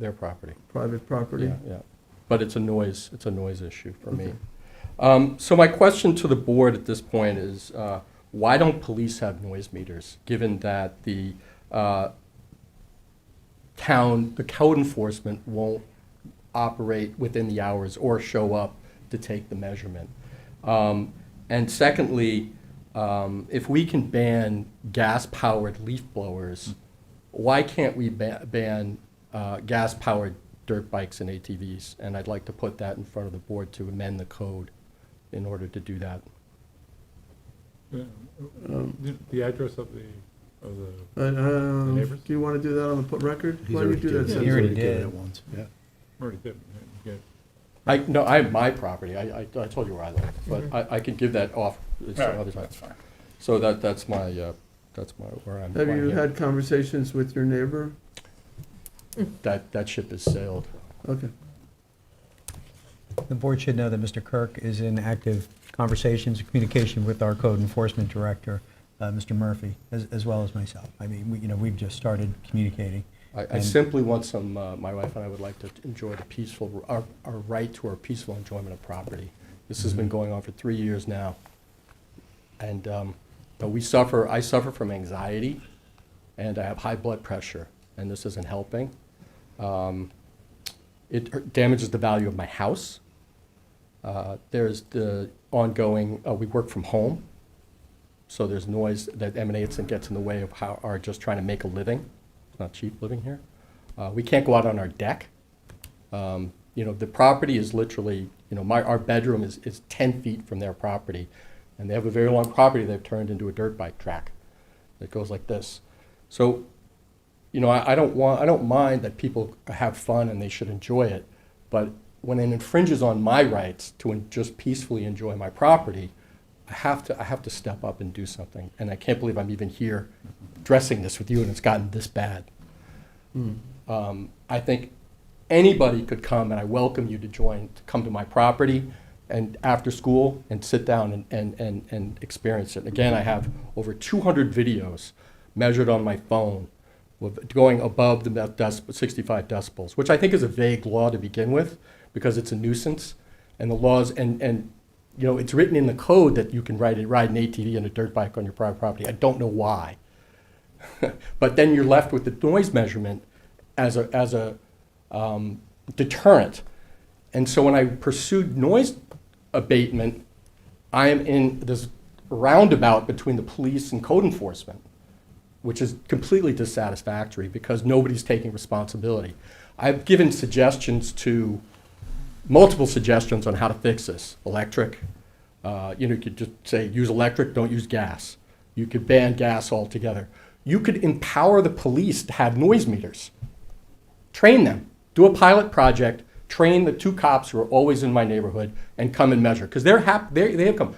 Officer Lauren and Officer Giambione, I've gotten to be good friends with them. They want to help. But they don't have any means by which to do that. So code enforcement has sitting the meters in their cars are not being used. All right? Police are coming, have no recourse in order to satisfy my, ask around for, peace and quiet. So I think this needs to be looked at pretty hard. Can I ask, your neighbor, is it farmland or? It's residential property. It's just a residential property? Yeah. And tell me, you're working on this, right, with Ryan? Recently, yes. Yeah, I emailed you and you passed it to Code enforcement. Code enforcement, Yeah. and that started the path down. And then I emailed Mr. Scavone, who was nice enough to reply. And I probably passed it to the police as well. They're sick of me. Yeah. Approximately how big is the adjacent property? It's very long and narrow. I'd say it's probably half an acre, but. A little more, I think it's 0.6 or something like that, 0.6, but it's long and narrow. It's very narrow, it's just unique. So it's Because right it up rides from the next to street them. all the way down past the property next to me. The other thing I'll add is I'm told that you need 3 people in your community or your neighborhood to complain as well. Well, the neighbors at the top end of the property are scared of my neighbor and they don't want to get involved, or they're just like, they're ignoring it. And then we're positioned in a manner that we're the only ones who really suffer, because there's actually town land behind us that separates us from the rest of the properties. They don't go on that land, but it's just that we're just in a very unique space. It's a totally unique situation. I've heard that rule about 3, but that's not true. Thank you. Yeah, there's no. I know the cops keep telling me, and so the cops don't understand, code enforcement doesn't understand, and I don't think anybody really has a good handle on what can be done. So I'm asking the town board to look at it from another perspective and say, well, and believe me, I think I know that dirt bikes are an issue in the community. So there's plenty of ways to fix that. You can ban them.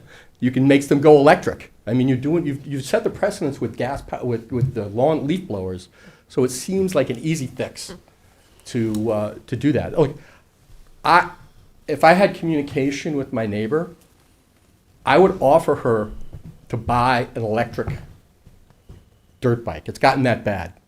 $1,000 to make it go away. But I don't think that they would even take that up because they like making noise. I think she likes annoying me now. But there's solutions to this, I think, within the town board. Creatively, I'm ready to work with you. But I am at a point where it's completely unfair. I am entitled, my wife and I are entitled to live in the peaceful enjoyment of our property. And that's all we ask. Thank you. Thank you. We should get some clarification on the noise meter situation, because I hear that a lot in other parts of town. For parties on Saturday night, for fireworks, this, that, and the other thing, that they do want 3 people to call, and who has the meter that night.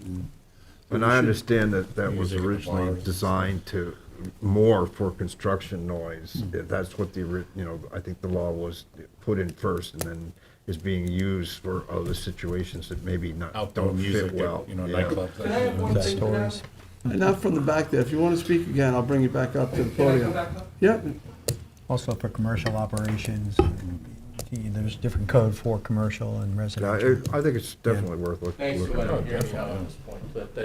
Having Code experienced enforcement it has told me, like, when they did come and tried to check, and the kids saw them and stopped, right? Because they went in front of the house and they saw them and they just stopped. And then, so that was obvious. And the code enforcement came the next day, sat in my yard, and they didn't do it because it was obvious. So they saw the code enforcement car.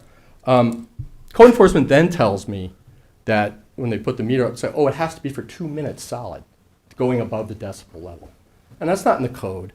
And it's not 2 minutes solid. It's 2 hours going up like this and up like that and up like this, down and up, which is even more maddening because you're anticipating it. And they gun it and it goes to 70. Again, I have it on my phone. It goes to 70, 75, then it goes down to 53 because they go up there. Then they come racing back across my property. They have an ATV and a dirt bike, racing back on my property, and it goes above 70. So it's not consistent. So it's like people don't want to take responsibility. It's like they want to do the least amount of work. It's unbelievable. And in this, it just goes in this big circle. I feel like, I don't know. So I just wanted to make that point as well. That, I really, really think that I implore you to look at this problem. Because I guarantee you, I think I'm not alone in this when I mention that. But I really, if there's anything that you could do, I'd greatly appreciate it. Thank you. Thanks.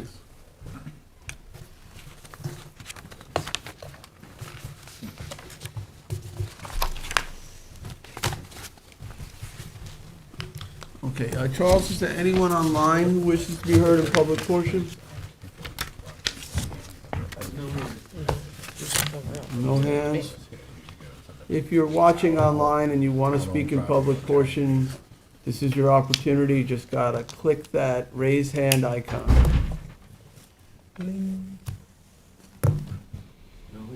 All right, I'll make a motion to close public portion. Second. Seconded by Councilman Bouvier. All in favor? Aye. Aye. All right. 2 resolutions. Let's see, we are starting with 442, and that's yours, John. Town Board Resolution 442 of 2023 is accept award and authorize the supervisor to execute any and all documents for the New York State Energy Research and Development Authority, NYSERDA, Clean Energy Community Program for the purchase of an electric vehicle, $15,000. Second. Second by Councilman McNamara. All in favor? Aye. Aye. Approved. Town Board Resolution 443 of 2023, co-sponsored with Councilman Martell and Councilwoman McNamara, authorized change in scope for 2021 Mill Pond Aquatic Habitat Restoration Water Quality Grant for electrofishing survey. Second. Seconded by Councilman Martell. Electrofishing. Yeah, that's for Mill Pond. It's the carp harvest. That's the way they. I have mixed feelings about this one, honestly, but It's part of the plan. I know this has to do with carp removal, and they're trying to figure out whether there actually is carp there. Yeah. And so we're spending, what, $11,800 to figure out whether there's carp there, because the last time they went in there with the nets, they couldn't find, they didn't catch any. Yeah, well, the timing is what's important. That's the time of year you do this. The last time it got delayed, so it's all part of this, the whole plan for Mill Pond. If it's not done, So they're going in there with, they're stunning fish. they're stunning, the fish are stunning. They're but- stunning fish that are getting Stunning- stunned. Stunning councilman. So, no, the fish die, right? They get electrocuted, they Yes. float up to the surface, so there's. Well, they're it's not like a- invasive it's not like a species there. They're taser. not meant to, they're not there naturally to begin They're with. not getting tasered, they're getting electrocuted. I All guess right. dynamite's out of the question. It's crossed a few minds. They could take care of every problem in your mind. They know what they're doing. And this is a trustees project? Yes. And you guys all want it? Yeah. All right, we got a motion, and who was the second? Rick. Seconded. All in favor? Aye. Aye. And I'll reluctantly, aye, too. All right, so that's approved. 444 of 23, authorized purchases from Omnia Partners Contracts with Lowell's Home Centers LLC. Second? Seconded by Councilman Scavone. Scavone. I'm sorry. I'm still right. thinking Have about to give a card. I'm still thinking about using CPF water quality money to electrocute fish. Well, just don't put your feet in the water when they're doing it. Whether I think that's a good use of CPF funds, I don't know, but anyway. It I was so- actually I was- is, just to clarify, it I was actually so is part of a very I well had to laid have out. John, I had to get John's okay on this. I was so stunned. I said, John, are we really doing this? He said, yes, it's a Yeah, good thing. It is a good thing. I was so stunned and shocked. I couldn't think of Councilman Schiavone's name. Even though we've worked together, how many, 7 years? About 6 years? Yeah, All right. thereabouts. All right, are we up to 445? Yes, sir. Yes. 444, what is that? We need a vote on 444. 444, I have it as we voted, but We vote, all I in thought. favor? Aye. Approved. All right, 445 of 23, authorized purchases from Omnia Partners contracts with WESCO Distribution, Inc. Second. Second by Councilman Bouvier. All in favor? Aye. Town Board Resolution 446 of 2023, co-sponsored with Councilwoman McNamara, is authorized the supervisor to sign a contract extension for acceptance of Town of Southampton North Sea landfill leachate wastewater with Clear Flow Technologies Incorporated. Second. Seconded by Councilwoman McNamara. All in favor? Aye. Aye, approved. Town No Board no Res- stunning involved. Town Board Resolution 447 of 2023, authorize supervisor to sign a contract extension for pavement repair with Rosemar Contracting Incorporated. Second. Seconded by Councilwoman McNamara. All in favor? Aye. Aye, approved. Town Board Resolution 448 of 2023, we're going to withdraw. All right, will the clerk note that resolution has been withdrawn by the sponsor? Yes. All right, you're so inspiration. I think on 449 of 23, I will withdraw. This is authorizing supervisor to sign contract with Nelson and Poe for professional services related to HVAC improvements and solar photovoltaics at the Waste Management Administrative Building. Town Board Resolution So 450. just, hold on, just want to make sure the clerk has that as, I'm withdrawing that resolution. All right, go ahead, Cindy. Town Board Resolution 450 of 2023, authorized supervisor to sign DPP with Toshiba America Business Solutions, Inc. for copy machines from Eastern Suffolk Bose's contracts. Second. All right, that's a deferred purchase plan, that's what the DPP is, and I'm seconded by Councilman Martell. All in favor? Aye. Aye, approved. Town Board Resolution 451 of 2023 is to authorize the purchase from Delisle Concrete Corp. for ADA improvements at Emma Ellison Park from a Suffolk County DPW contract. Second. Seconded by Councilwoman McNamara, all in favor? Aye. Aye.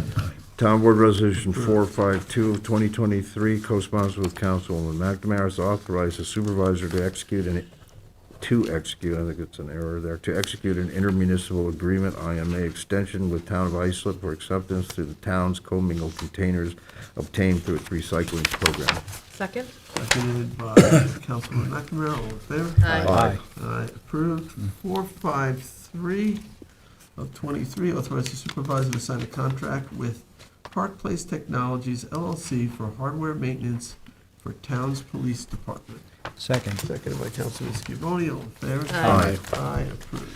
Town Board Resolution 454 of 2023, co-sponsored with Councilman Bouvier, authorize the supervisor to execute a 2023 stewardship agreements with Eva Aquino, Shanice Puguayas, Brandon Kelly, and Brian Carrillo to provide custodian services at Tiana Beach Activity Center. Second. Seconded by Councilman Bouvier, all in favor? Aye. Aye, approved.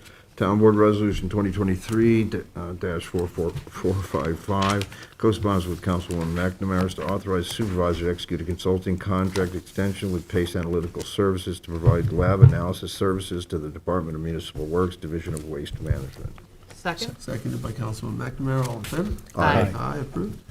Town Board Resolution 456 of 2023, co-sponsored with Councilwoman McNamara, Authorize the supervisor to execute a contract extension with Eagle Control Corp. As sole source provider for the supply of constant chlor briquettes to perform services and routine maintenance and SCADA upgrades to the constant chlor chlorinator at the Hampton Bays Water District. See, because you co-sponsor, all you have to say is second. Seconded Or by third, Council- depending on. Seconded by Councilwoman McNamara. All in favor? Aye. Aye. Approved. Town Board Resolution 457 of 2023, co-sponsored with Councilwoman McNamara, to authorize the supervisor to execute a contract extension with Waste Zero for the supply and distribution of garbage bags. Second. Seconded by Councilwoman McNamara. All in favor? Aye. Aye. Approved. 458 of 23, authorize the supervisor to execute a contract with a part-time program coordinator for the Peconic Estuary Program. Second. Seconded by Councilman Bouvier. All in favor? Aye. Aye. Approved. 459 of 23, authorize the supervisor to execute a no-cost extension of term of contract for the preparation of a climate action plan with the town of Southampton. Second. This is the ramble that we just continue with no cost. They just need to finalize some of their numbers. And we've started I know public hearing on it. they've started doing work, Yes. We've actually started presenting. presenting. Mhm. How's that going? The first one was a little off. Yeah. There was some technical issues, but we're getting there. But we want to stick with this company? Yes, You're happy with their work? I am. Okay, so we had a second by Councilman Bouvier. All in favor? Aye. Approved. Town Board Resolution 460 of 2023, authorize the supervisor to execute an extended service and maintenance agreement with Best Climate Control for the HVAC system located at the Central Garage Building. Second. Second by Councilman Scavone. All in favor? Aye. Aye. Approved. Town Board Resolution 461, co-sponsored with Councilwoman McNamara. This authorizes the supervisor to sign a 2023 extension with Palmanock Environmental LLC for private municipal markets for the disposal services of municipal solid waste. We're cleaning house in municipal department for this Second. town board meeting. Second by Councilwoman McNamara. All in favor? Aye. Aye. Approved. Town Board Resolution 462 of 2023, authorize the supervisor to sign a contract with Nursing Sisters Home Care, DBA Catholic Home Care, to provide expanded in-home services for the elderly program to the town of Southampton residents. Second. Seconded by Councilman Scavone. All in favor? Aye. Aye. Approved. 463 of 2023, authorize the supervisor to sign an agreement with the Remsenburg Academy Association and Lawrence Andrea as it relates to a metal detecting project on the Academy grounds at 130 South Country Road, Remsenburg. Second. Seconded by Councilman Bouvier. All in favor? Aye. Aye. Approved. Town Board Resolution 464, 2023, award and authorize supervisor to sign a contract for a 2020 Eager Beaver 55 GSL-3 trailer. Second. Seconded by Councilman McNamara. All in favor? Aye. Aye. Approved. Town Board Resolution 465 of 2023, I'm going to withdraw. Would the clerk note that the sponsor of 465 is withdrawing the resolution? Town Board Resolution 466 of 2023, award and authorize the supervisor to sign a contract for irrigation maintenance and repair with Coastal Commercial Property Management Incorporated. Second. Seconded by Councilman McNamara. All in favor? Aye. Aye. Approved. Town Board Resolution 467 of 2023, award and authorize supervisor to sign contract for mobile concessions at Flying Point Beach, Pikes Beach, Foster Memorial Beach, and Sagmain Beach. Second. Seconded by Councilman Scavone. All in favor? Aye. Aye. Approved. Town Board Resolution 468 of 2023, award and authorize supervisor to sign a contract for portable toilet rentals with Call Ahead. Second. Seconded by Councilwoman McNamara. All in favor? Aye. Aye. Approved. All right, 469 of 23, co-sponsored by Councilman Martell, award and authorize supervisor to sign contracts for tree and stump removal. Second. Seconded by Councilman Martell, all in favor? Aye. Aye, approved. Town Board Resolution 470 of 2023, co-sponsored with Councilman Martell and Councilwoman McNamara's award, and authorize the supervisor to sign a contract with Lewis L. K. McLean Associates PC for professional engineering services for the development of a community park in Spionk. Second. Seconded by Councilman Martell. We went through an RFP though, right? with Yes. this? Mhm. And they were selected. They were. Okay. And then, so we'll have the community involved with the design phase as we go forward, so that everybody knows exactly what they're getting. Now, when we call it a community park,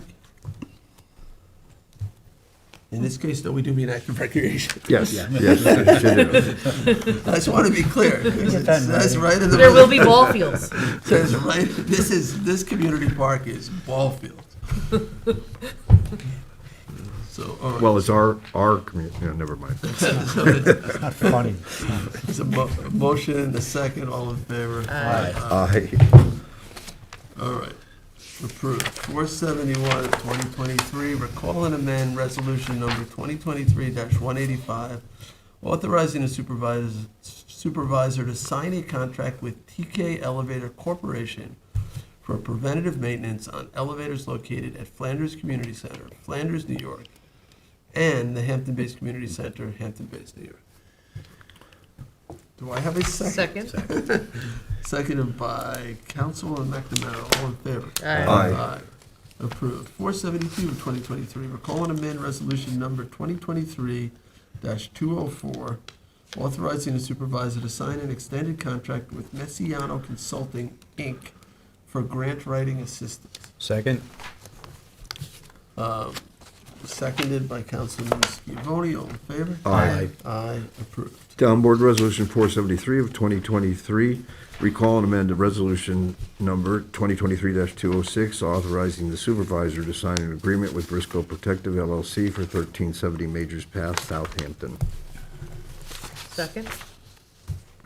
Seconded by Councilwoman McNamara, all in favor? Aye. Aye, approved. Town Board Resolution 474 of 2023, recall and amend Resolution Number 2023-207, authorizing the supervisor to sign an agreement with Briscoe Protective LLC for 20 Jackson Avenue, Hampton Bays, New York. Second. Seconded by Councilman Scavone, all in favor? Aye. Aye, approved. Town Board Resolution 475 of 2023, recall and amend Town Board Resolution 2023-385, purchase of skate park equipment and installation services at North Sea Skate Park from a Sourcewell contract with American Ramp Company. Second. What had the prices changed? Yes. Okay, not very much. So seconded by Councilman Martell, all in favor? Aye. Aye, Aye. approved. Town Board Resolution 476 of 2023, recall and amend Town Board Resolution number 2022-741, purchase of a new shade structure and installation services at Good Ground Park. Second, and thank you. And seconded by Councilman Martell, and I guess the How much price that is also costs. higher than we first thought. Yes. All right, all in favor? Aye. Aye. Approved. Town Board Resolution 477 of 2023, recall and amend Town Board Resolution Number 2023-200, authorizing the supervisor to execute the 2023 Youth Bureau agreements with Youth Bureau Programming Consultants. Second. Seconded by Councilman Scavone, all in favor? Aye. Aye, approved. Town Board Resolution 478 of 2023, co-sponsored with Councilwoman McNamara, recall and amend Town Board Resolution Number 2023-307, authorizing the purchase of meter pits and ancillary equipment from Core and Main LP using the Town of Riverhead contract. Second. Seconded by Councilwoman McNamara, all in favor? Aye. Aye, approved. Town Board Resolution 479, co-sponsored with Councilman Scavone and Councilwoman McNamara, to authorize the supervisor to sign agreements for awards of community preservation, CPF, 20% water quality improvement projects to the Board of Trustees of the Commonalty of the Town of Southampton. Second. Seconded by Councilman Scavone, all in favor? Aye. Aye. Aye, approved. Town Board Resolution 480 of 2023, the 2023 notice to bidders for used hydraulic excavator. Second. I'm sorry, second by Councilman Bouvier, all in favor? Aye. Aye, approved. I was just looking at the water quality grants. All right, 481 of 23 amends the 2022 budget for various departments. Second. Seconded by Councilman Bouvier, all in favor? Aye. Approved. Town Board Resolution 482 of 2023, amend 2023 adopted budget for lighting districts. Second. Seconded by Councilman Scavone, all in favor? Aye. Aye, approved. All right, 483 of 23 amends the 2023 adopted budget for fire prevention part-time salaries. Second. Seconded by Councilman Scavone, all in favor? Aye. Aye, approved. 484 of 23 amends 23 adopted budget for police department. Second. Seconded by Councilman Scavone, all in favor? Aye. Aye. Aye. Approved. 485 of 23, co-sponsored with Councilman Martell, amends 23 budget and authorizes highway fund pay-as-you-go for purchase of Quonset huts. Second. Seconded by Councilman Martell, all in favor? Aye. Aye, approved. 486 of 23 amends the 23 through 27 capital budget for beach improvements and transfer from Park Reserve number 8. Second. Seconded by Councilman Bouvier. All in favor? Aye. Aye. Town Board Resolution 487 of 2023, amend the 2023 to 2027 capital budget for park improvements. Second. This is for Elliston Park. Elliston, yeah. Seconded by Councilman Martell. All in favor? Aye. Aye, approved. Town Board Resolution 488 of 2023, accept resignations of John Roulette, Daria Roulette, and Geraldine Spinella from the Hampton Bays Citizens Advisory Committee. Second. Okay, seconded by Councilman Martell, who's also co-sponsor on this. Oh, sorry. That's okay. And, all right, they're stepping down from the CAC. And Geraldine is involved with the Civic. She's the new president of the Civic. Yes, all right. All in favor? Aye. Approved. 489 of 2023 reappoints Julie Keys to Architectural Review Board. Second. Second. Second. Yep. Second by Tommy, Councilman yeah. Scavone, all in favor? Aye. Aye. Approved. Aye. Town Board Resolution 490 of 2023, we are withdrawing. All right, that's stop signs. Correct. We held the hearing, so you would like to withdraw the approving resolution. Madam Clerk, did you get that? That was his last day. Okay. All right, 491 of 2023 accepts resignation. Really? Yeah. You just got his title right. I got his title right. Michelangelo Lieberman. Senior plan. I know. It's tough. I happen to like Michelangelo quite a bit. Yeah. Absolutely. So, he's senior planner in land management, very talented young man, and a real asset to our land management department.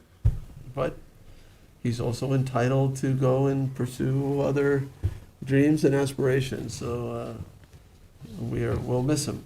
But, so I will reluctantly make a motion to accept his resignation. Oh, I'll second, but I'd also like to thank Michael for all his work. He's been consistently driving us forward in a lot of environmental issues. He's been a rock star when it comes to many things, and he really will be missed. Yeah, he's be very not.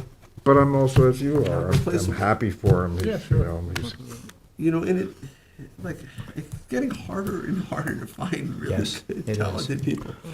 And we're fortunate to have him work for us for these past few years. And now the planning department will have to find another senior planner. And And it it's leaves the a big same hole. issues that we discuss about the lack of affordable housing. young people like Michelangelo, I don't know his personal financial situation, but, there's no salary that we're gonna be able to pay that's gonna allow somebody to buy a home in this area, in these professional jobs. And ought to be able to buy a home, or rent a home on a decent salary as a, civil servant.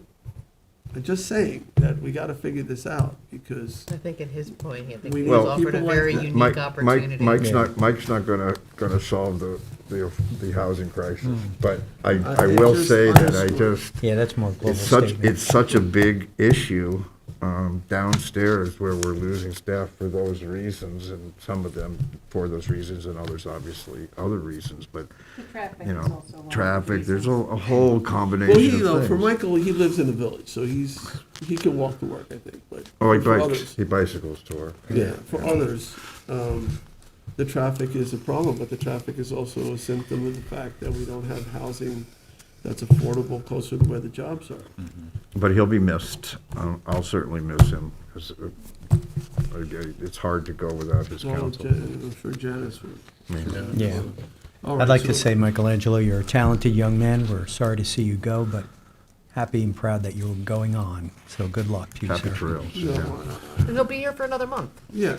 He'll be here for another He's month. gonna be successful Yeah, in whatever he and there's does. a bunch of other people that are retiring too, and Wait, yikes. another month? Thought April it was just a 28th. few days. Oh, okay. Right, it is March 28th, right? Yeah. I did the same I'm thing. losing He track might of have a- time. but I he- saw the 28th, and I thought that was his last I thought it showing was the at the 6th. town Yeah, hall. that's what I was Yeah, thinking but he too. may have accruals that he's gonna burn down, so Yeah. I don't know how many more days He's gonna actually be here, yeah. So, anyway, but we'll miss you, Michael, so good luck. I'm sure you'll be successful in whatever. it Whatever is. he does, he will be. All right, so do we vote? All No. in favor? Aye. Aye. Aye. Approved. All right, 492 of 2023 accepts retirement of Michael Antonazio, Southampton Town Police Detective. Second? There. A second by Council Binsky Roy. Second. Okay, and just on the motion, I don't know. so Detective Antonazio is retiring, so we certainly thank him for his service and wish him the best. And in the department, I know that we are just gonna be doing, maybe we already have a promotion to that position to detective, but to fill the post, but we certainly, as a board, wish Detective Antonazio the best in his retirement. So I'll call the vote. All in favor? Aye. Aye, approved. 493 of 2023 accepts retirement of, oh boy. Yeah. We gonna have anybody left working for us? They're all retiring with you. Jim. Really? 493 of 2023 accepts retirement of Richard McEwen, Water District Superintendent in Hampton Bays Water District. Second? Seconded, I have to say a few words. Okay, seconded by Councilor Martell. So, running a water district is not easy. It's not easy at all. There's just so much you have to know, besides being able to manage employees and give assignments and discipline people. You have to know the mechanics, how the motors work, how the plumbing and the pressure and the gauges work. And then you also have to know about things like emerging contaminants and pH levels and nitrate levels. And it's really gotten very complicated. And, Rich has been with the water district for a long time, and he rose up to the rank of, the director, superintendent of the water district. And I think, during his tenure there, we started flushing, we doubled the frequency of flushing out the hydrants. We did an interconnect that was his idea to help with the pressure east of the canal. We did major capital projects, from putting in iron and manganese filtration to I think the GAC filters were before him, but the canal crossings that we're doing, the Shinnecock Bay crossing, so much work has happened. And I've had to call out, there's been water main breaks, things happen at all crazy hours. I have questions for him, and he's been extremely responsive.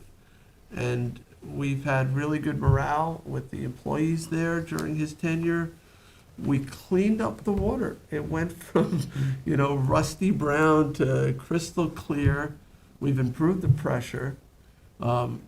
We've, successfully removed contaminants from the water supply. I think the guy gets really high marks, really high marks. I think he's done a great job, and I'm happy to say that on the record. I'm sorry to see you go. I know you got plans and, big things ahead, but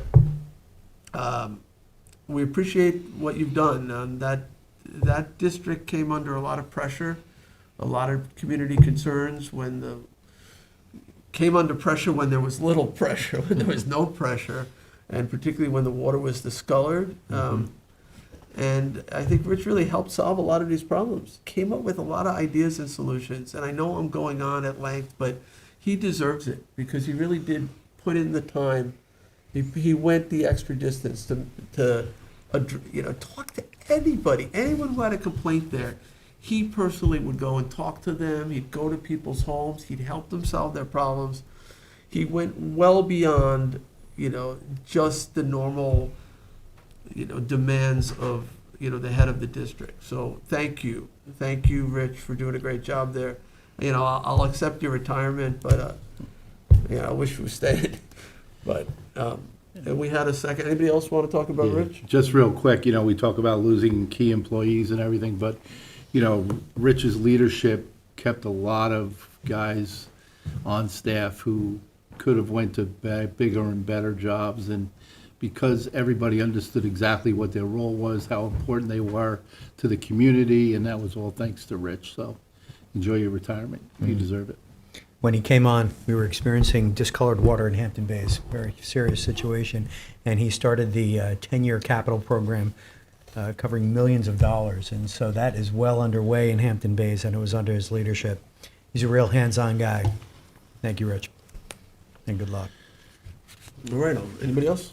No, you said it all. I totally agree with everything that's been said. All right, I'll call the vote. All in favor? Aye. Aye. Aye. All right, best of luck, Rich. All right, 494 of 2023, appoint Carlo DeVivo to drafter 2. Second. This is in the assessor's office. Second by Councilman Schivoni. All in favor? Aye. Aye, approved. 495 of 23, appoints Tammy Wimpelberg to senior assessment assistant in the assessor's office. Second. Seconded by Councilman Schivoni. All in favor? Aye. Aye, approved. 496 of 23, appoints Christopher Flowers to assessment assistant. Second? Seconded by Councilman McNamara. All in favor? Aye. Aye, approved. 497 of 23, appoints Craig Carroll to custodial worker 2, position in municipal works. Second. Second by Councilman Bouvier. All in favor? Aye. Aye. Approval. 498 appoints Joseph Hernandez to Fire Marshal 1 position in public safety. Second. Seconded by Councilman Schivoni. All in favor? Aye. Aye. Approved. 499 of 23 appoints Maria Espinales to office assistant, Spanish speaking from civil services. Second. Seconded by Councilman Bouvier. All in favor? Aye. Aye. Approved. 500 of 2023 appoints Montserrat Espinales to office assistant, Spanish speaking from civil service list. Second. Are they Related? related person? No. Or is that? I don't know, but is it in the same office? One is town It's the same controllers. position. They're both in the town controllers. And they've both been serving provisionally. Oh, no. Yeah. It's the same position. 23 Same position and the same, they've both been serving provisionally. Do you think it might be, It could be a duplication because of the first name is, Cost centers are different, though. oh, yeah, that's right. I would say let's approve it and we'll sort it out Okay, sounds like a plan. if it's incorrect. All right, so, was there a second on 500? Yes. Who was it? Me. Okay, Councilman DeVito, all in favor? Aye. Aye. Approved. All right, 501 of 2023 appoints Tricia Martinez to Office Assistant Spanish Speaking from Civil Service List. Same second. Second. Um, Either. Which office is this? Doesn't say the oath. Doesn't say, maybe, Yeah. I'm not sure they're all, A lot these of are, vacancies. these could And they're all be all, different. they've all been serving provisionally. These all Right. could be different offices, so. Yeah, I I'm don't not think any of them are in control, they're probably,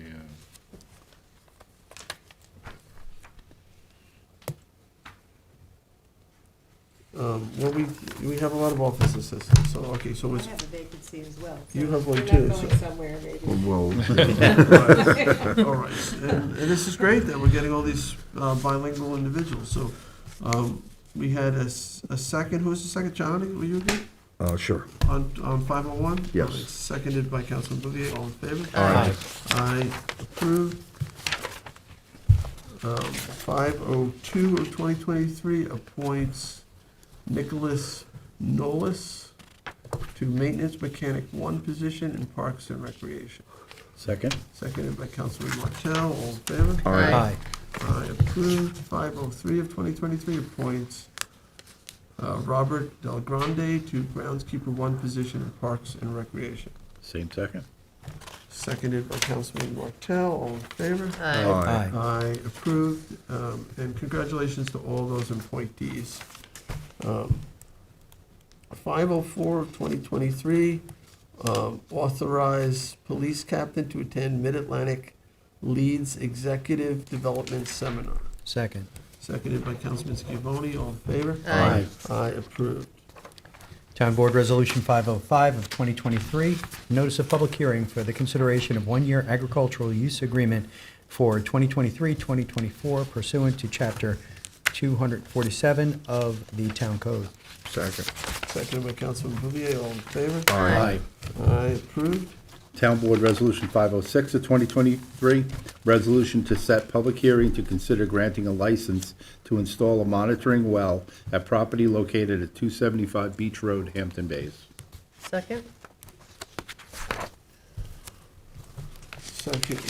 Seconded by Councilman McNamara, so this is, who's installing it?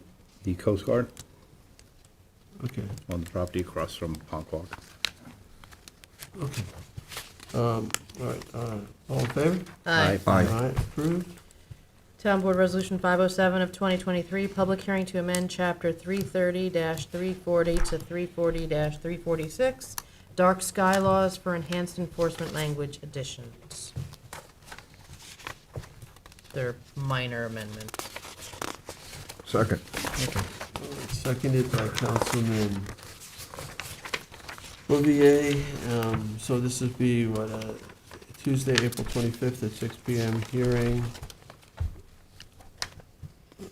And you're saying they're minor? They're minor. It has to do with enforcement, that we're changing the enforcement times from midnight to 10 PM to coincide with basically our noise ordinance so that you can have peace and quiet and see the night sky, and enforcement doesn't have to wait till after midnight to enforce things. Just made more sense. So This is all motion right. sensors providing illumination for a maximum period of 10 minutes per triggering event. All right. All right, so that the lights don't stay on for more than 10 minutes Per- each time per they're event, triggered. yeah. All right, that's reasonable. This doesn't affect like the lights on the fields of Red Creek, or No, anything, right? no, it's all separate. And nuisance lighting illuminates the interior of a neighboring residential structure from an external point. Which is also an enforcement issue, because it's very easy, something that's very easy to document. So if it puts light on the inside of a neighboring house? Yes. It's a nuisance. Yeah, I would agree. But that does happen. That happens to me, unfortunately. Well, now you can call code enforcement. I'm in the village. I guess At I have 10 p.m. to, I guess I have to move my light then. Yeah. They're working on getting the village to amend their code to mirror this, so you may be able to call. All right. We have a vote. All right, so there was a motion and a second, all in favor? Aye. Aye. I approved it. I miss any other changes here? No, I think it's just the same, it's just those times, all right. It just, the way I read it, it is helping with the enforceability. All right, so I guess Tommy John, you're next, right? Town Board Resolution 508 of 2023, a notice of public hearing to consider amending Town Code Article 14, exemption for members of voluntary fire departments and ambulance services of Chapter 298, taxation, to reduce the minimum service requirements and clarify partial exemption for property not used exclusively for primary residence.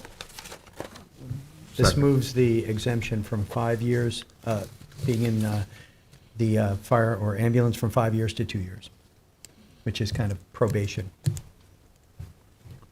So right now, you can't get the tax exemption until after 5 years of service? That's correct. But you'll get it after 2 years? Correct. If we approve this. And the state has authorized that? They have. Okay, and this is on April 25th? All right, was there a second? Yes. Second by Councilman Bouvier? Yes. All right, all in favor? Aye. Aye. All right, approved. Town Board Resolution 509 of 2023 is a notice of public hearing to accept a deed of residual fee from Blair K. Gaza for properties to be maintained as open space located at North Sea, Suffolk County Tax Map as indicated in the resolution pursuant to Southampton Town Code Chapter 244-4, obtaining a development right certificate, and Chapter 247, General Municipal Law of the State of New York. Second? Seconded by Councilwoman McNamara, all in favor? Aye. Aye. Approved, that's May 9th hearing, 1 PM. All right, I guess we're up to 510 Yes. of 2023, which you guys are all co-sponsoring. Authorize acquisition of 127 and 137 Mary's Lane, North Sea, and to amend the Community Preservation Project Plan to include 137 Mary's Lane and amend CPF management future plan to include the property. This is a $850,000 CPF open space acquisition. Cedar White Swamps. Yeah, along the White Cedar Swamp. White Cedar Swamp, sorry. Atlantic. Atlantic White Atlantic. Cedar Swamp. The As North opposed Sea to Atlantic, Pacific, right? which I don't think it is. So, all right. Second. This is a nice acquisition. It is. There is a house on one of the properties, I think that's getting removed. If I Buyouts, I think. if I recall, I think that may be on us to remove Yeah. it. That 850,000 probably. Yeah. Just a guess. It's almost an acre, 0.88 acres. All right, so there was a motion and a second, I believe? Yes. All right, all in favor? Aye. I was. Councilman Bouvier seconded? All right, 511 of 20, you know what, I don't think there was a second before, you're right, Cindy. I started talking about the resolution right after. No, I seconded it. Oh, you did? I did.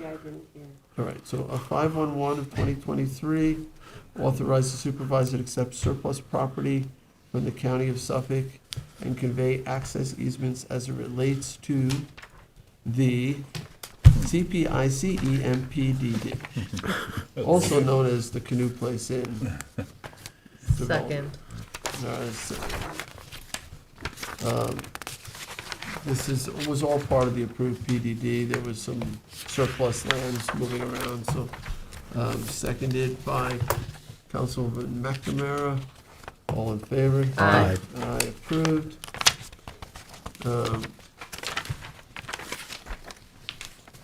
And I guess that brings us to 512 of 2023, resolution of adoption, amending the grant of a conservation easement in connection with the subdivision map of JSC Resources, Inc.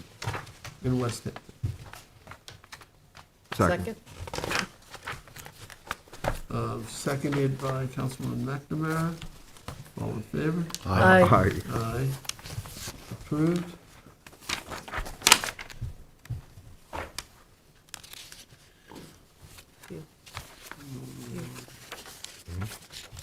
We're waiting to do the walk-on. Yeah, I'm getting there. Okay. Just reviewing that last resolution. All right, so to the walk-ons, 42912 is yours, John. You want to read that? 42912, co-sponsored with Councilman Scavone, authorized budget modification to the Community Development Block Grant Program for the fiscal year of 2019. Second. 2019. Yeah, that was because, It just takes that long. yeah, The lighting project took forever. took forever. So we moved some money over to the skate park. Correct. I mean, the project total was $5,000, so. So the Grangeable Park project came in under, Mhm. yes? Yeah. Okay, so who's the second? Me. Second by Councilman Scavone, all in favor? By the Aye. co-sponsor. Okay, so that is approved. All right, 42929, this is warrant number 6, capital number 6, CPF number 6, and payroll liability, Second. seconded by Councilman Bouvier, all in favor? Aye. Aye, approved. And lastly, 42930 terminates an employee in the finance office. Second. Seconded by Councilman Scavone. All in favor? Aye. Aye. Aye, approved. All right, that's it for the agenda. Is there any other business? Nope. Hearing none, I will make a motion to adjourn. Second. Seconded by Councilman Bouvier, all in favor? Aye. Adjourned. Thank you all.